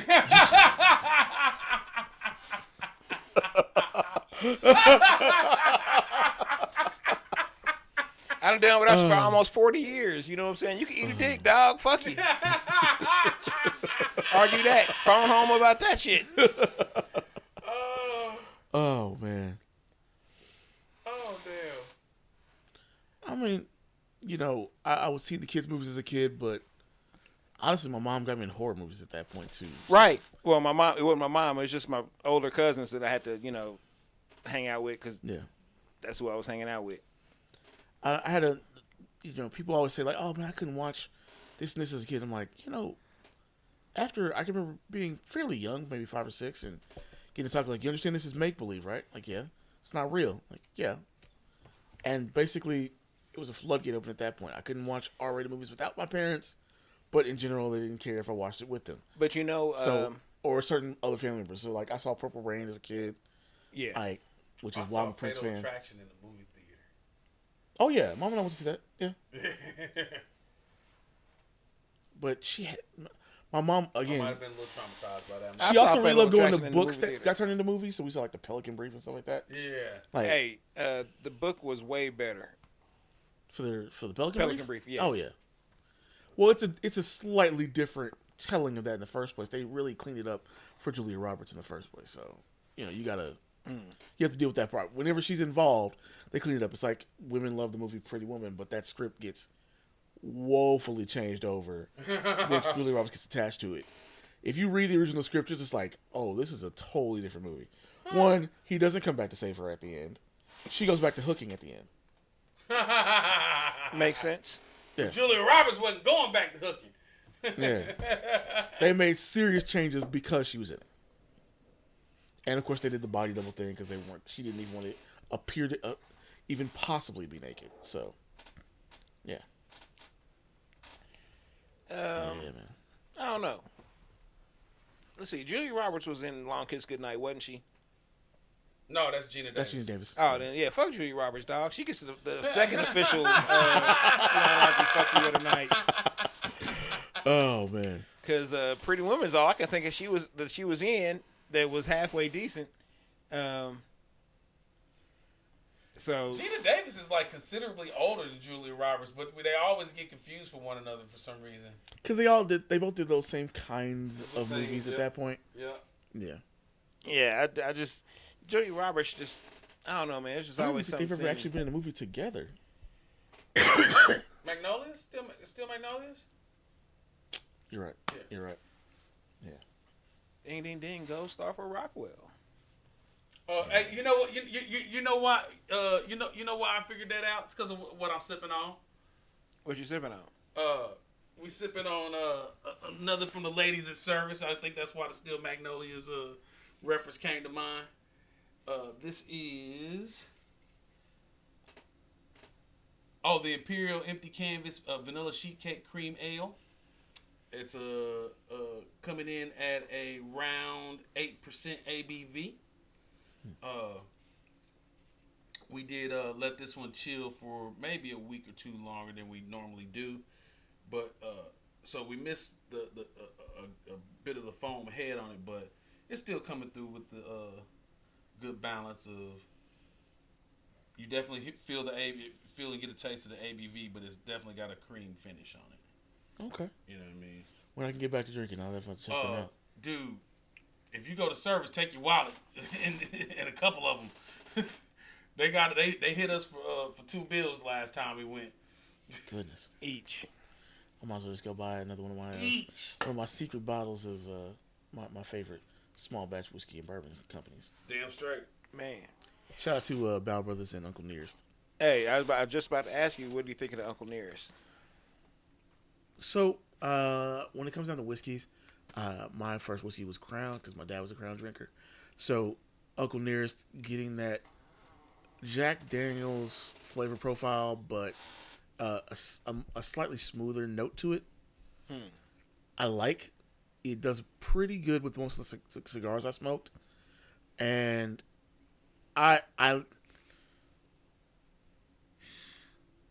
like a little higher alcohol content out of it, but it is definitely got the richness in the body you want. Like that mouthfeel, Right. is right. Yeah. It's going to be even more popular, especially at the price point you can get it for. Oh, for the price, I saw something today. I'm not gonna say where, but it was a pretty large bottle for a pretty low price. I was like, yeah, I'm gonna have to come back, grab one of these from you guys in a couple of weeks, maybe a couple of them, because for that price, and I enjoy it. You know, it's not harsh. It's a couple of ice cubes. Yeah. And you're good. Or if you want to throw a splash of something in there, just a splash. Nah. Rocks are neat is all I do with whiskeys. That's how I feel. But I allow people their splash. Not a full. The only time I'll add any water at all, if I'm drinking, like if I know I've got a very high content, whiskey, and I'm having a cigar, I might do a little water because I don't want like that to get too over the top. Right. I want to keep it nice and smooth. Or if I didn't want to do rocks on that particular whiskey, maybe I'll do a little bit of like a nice spring water. But other than that, it's neither rocks only. Oh yeah. Like I said, I'm a professional drinker. I feel you. I'm not mad at you at all. Like I said, bourbon is my main thing though. Like I'm Bullet, Maker's Mark, and certainly, like I said, Bow Brothers. Bow Brothers. What do you think of Maker's Mark after the recipe change? Not as big a fan. It's lower on the list now. Bullet was always ahead of Maker's Mark for me, so like it just moves further down. I mean, unless somebody wants to give me some Johnny Walker Blue Label, and then oh shit, then yeah. call me if they do. Somebody really likes you then. I've had it a few times, and it's just goodness. Yeah, the one time I had Louis the 13th, I just turned 21 and saw Derek Thomas at the down in Westport, and he was a friend of a friend's, and was like, "Come on, man, let me buy you a shot." I was like, "Nah, Derek Thomas, I don't want you to buy me a shot." So he drugged me into Kelly's and bought me a shot of Louis the 13th, and man, I was already halfway fucked up, but that just smoothly took me over the edge. Just woo. Yeah. And it was Louis 13, Hennessy Paradise, the other one. Whew. Yeah. Lovely, but so expensive. Yeah. Yeah. I got to see I did get to see a bottle of some, like, when I go on trips, I like to do very odd things. So, one of the things I got to see was a $1 million bottle of scotch. Okay. Yeah. Well, I won't tell you where I was in Europe because I definitely don't want people to go to that place and ruin the wonderful little hidden gem it is. But the owner of the said place had this $1 million bottle of scotch, and it was just like, wow. Being in the presence of that was just like amazing thing. But also because I went to the Netherlands, I got to Would they let you sniff it for $100? No, you aren't getting near that bottle. You can't even take a picture with it for $100. Yeah, I won't tell you how old it is. I will not tell you where it's from. I will tell you that like we looked up the value on Google on the spot, and they were like, to get one of these is about $1 million, and the last one went on for auction. And I was like, Wow. you talking about auctionable alcohol? Way beyond me at that point. I'm done. Wow. So, but at the same trip, I got to try Dutch Jenever, which is like a much younger gin, so it's got a sweeter thing. Ray Charles used to drink the Bowles brand of that actually, and so I've got to try that in the place they make it. It's from a little town in the Netherlands called Delft, and so I got to try some Jenever in Delft, and so you guys will appreciate this. So we were at the table at this outdoor restaurant in the middle of this like town square kind of area, and I was like, "Let me try the Jenever." She's like, "Wonderful, I'll bring you out some." So he brings out what looks just like a shot glass, but it's filled all the way to the brim of the Jenever, and he's been hearing us talk, and he looks, and in perfect English, looks at me and says, "Sip this. Do not shoot." Oh. And I was like, what does he mean? So, like a typical American, I take a big drink of it, because of course I would. And I was like, I now see what I mean. Because it's sweeter, it's kind of like imagine trying to drink sugar. But it's alcohol. Like, not like rum. I mean, like, imagine Like trying to drink. Chambord? No, I mean, like, imagine trying to drink hot granulated sugar. Oh. And that's why he tells you to sip, because it's not thick. It's a burst in your mouth of like giant flavor. That gin flavor that you get is huge and right at you. And so that's why they tell you not to like shoot it like an American. Drink it, like sip it. And so I was like, I learned my lesson quickly. It definitely goes down like water though, so it's wonderful if you don't like, harsher alcohols.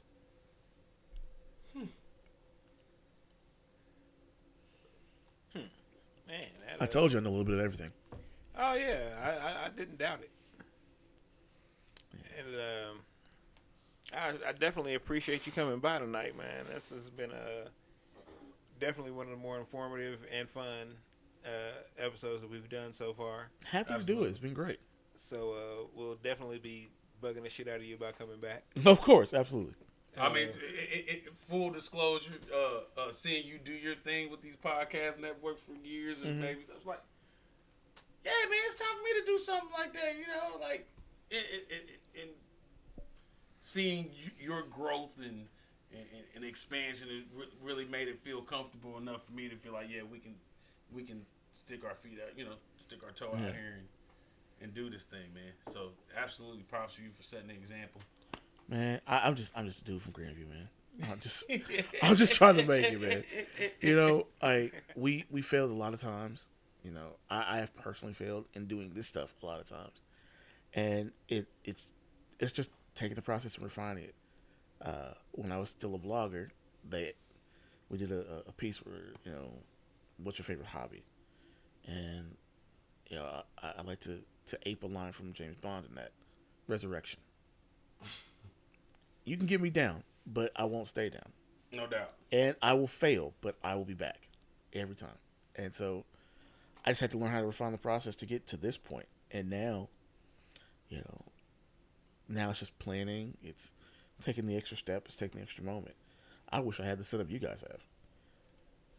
Man, be casa su casa. You already know what's up. No, I mean it. Like, my people are flung across the country, so. Hey, I don't know. In pre-show, I was dipped out for a minute, so I didn't. We got to talk about South by and all that. I don't know if you talked to him about that at all. But we talked a little bit. We're gonna do some collaboration for sure. It's gonna go down one way, shape, or form. Absolutely, I'm always in for it. Yep. Well, my glass is empty, and I got nothing else to fill it up with. Yeah, I got this one little swig left. So, and I think we've probably, taken up enough of everyone's time this evening. I really do appreciate you coming by, Matt. Oh, yeah, it's great to be here. We only had like 2 legal questions for you. You know what I'm saying? And they were random too. Like, they were like super we random. definitely didn't have any kind of plan for that type of right. thing. So I feel pretty good about that one. You know, we didn't lean on the Juris Doctorate too much. You know what I'm saying? You weren't here for that at all. Hey, listen, I said, no, we're not trying to bring a legal landlord song. That'll make us too wrong. Man. He'd be like, hey, y'all need to just go ahead and shut this one down. Because y'all on some whole other shit. What the fuck is this nigga talking about? What? Oh, man, I don't even know. But I do appreciate you coming through. Appreciate you all watching tonight. We're still working kinks out, so, you know, give us some time, and hopefully you're enjoying the path and the journey, because I am. This fly is gonna fucking drown. I caught him.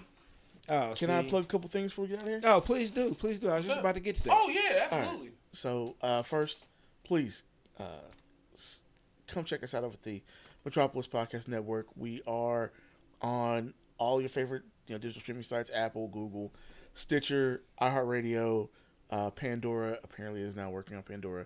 And, of course, we have our archive on YouTube. You can get to a lot of the information about our shows and the people on the team at our website, metropolisnetwork.com. You'll be able to get out to all of our streaming platforms from there as well. We do premiere video versions of all our podcasts on Facebook. And it's just the Metropolis on Facebook to get to us that way. Or you can do the full name, the Metropolis Collective. My show, shout out to my co-hosts, Alan and the Ganja Guru. We are the Illuminati, and we come out every Monday. We do all the political, social, scientific news and notes here recently going on. And that's where I usually get into my usual rants. I will probably offend you. You will probably send me hate emails. Send those to yourruthlesswonder@gmail.com. Just so you know, I'm probably not going to answer either, or I'm going to make fun of you in my response. That's just how that part works. The other big thing, one of my dear friends that I grew up the street from, Aaron Shaw, is in need of a kidney. And we have been doing the Kidney for Aaron thing since he announced late last year that he was in need. And you can call in. I think he's going through KU Med for people to call into. There's a number online. You'll see on both Metropolis and on my personal page, I constantly share the Kidney for Aaron stuff. He's a great guy. He's a great actor. Moved out to LA.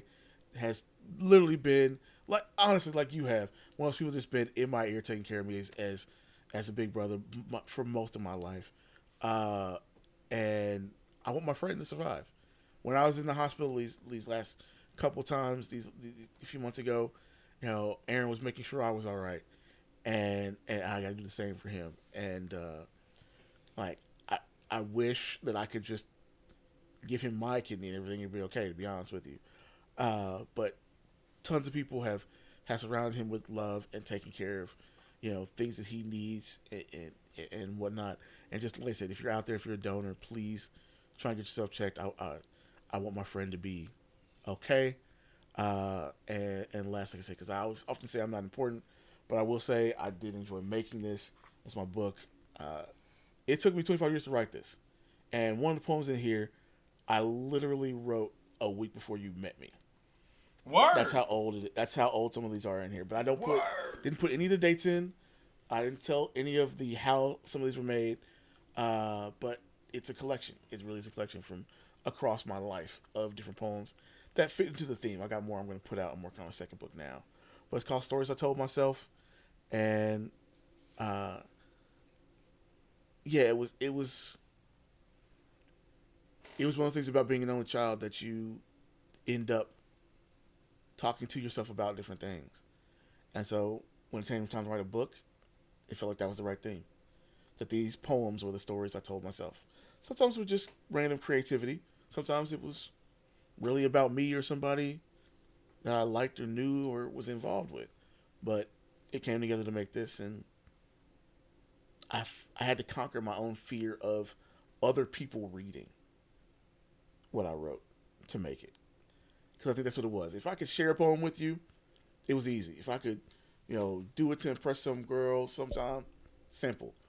But giving you a book and saying, hey, read this, and you get to tell me what you think. Think about it. Hardest thing on the planet to do.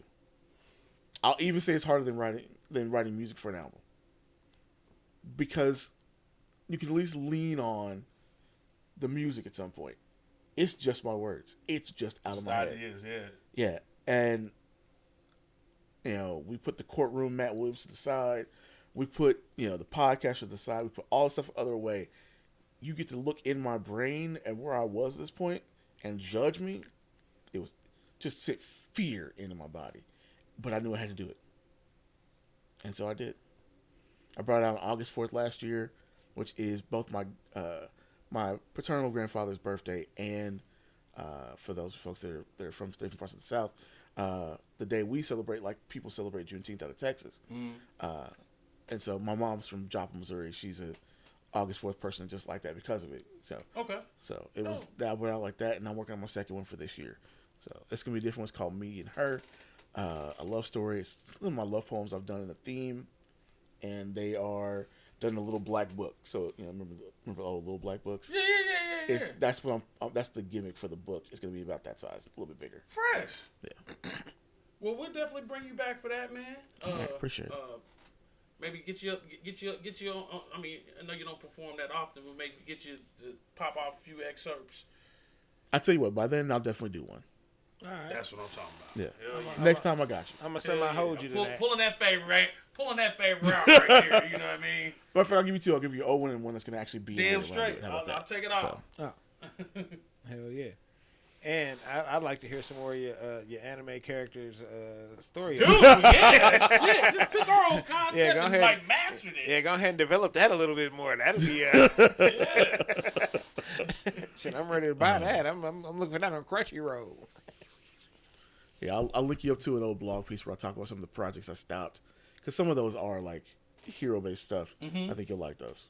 Oh, fresh. Yeah, we will do that deep dive for certain. Absolutely. Well, once again, thanks, man. Appreciate you coming by. Appreciate you, brother. Hey, man, I appreciate y'all bringing me on, man. It's great. Appreciate everybody that's tuned in tonight and spent some time with us. On behalf of myself, Rockwell, and the Ruthless Wonder, Matt Williams, you all have a good evening. Peace. Bumblebee tuna. Later.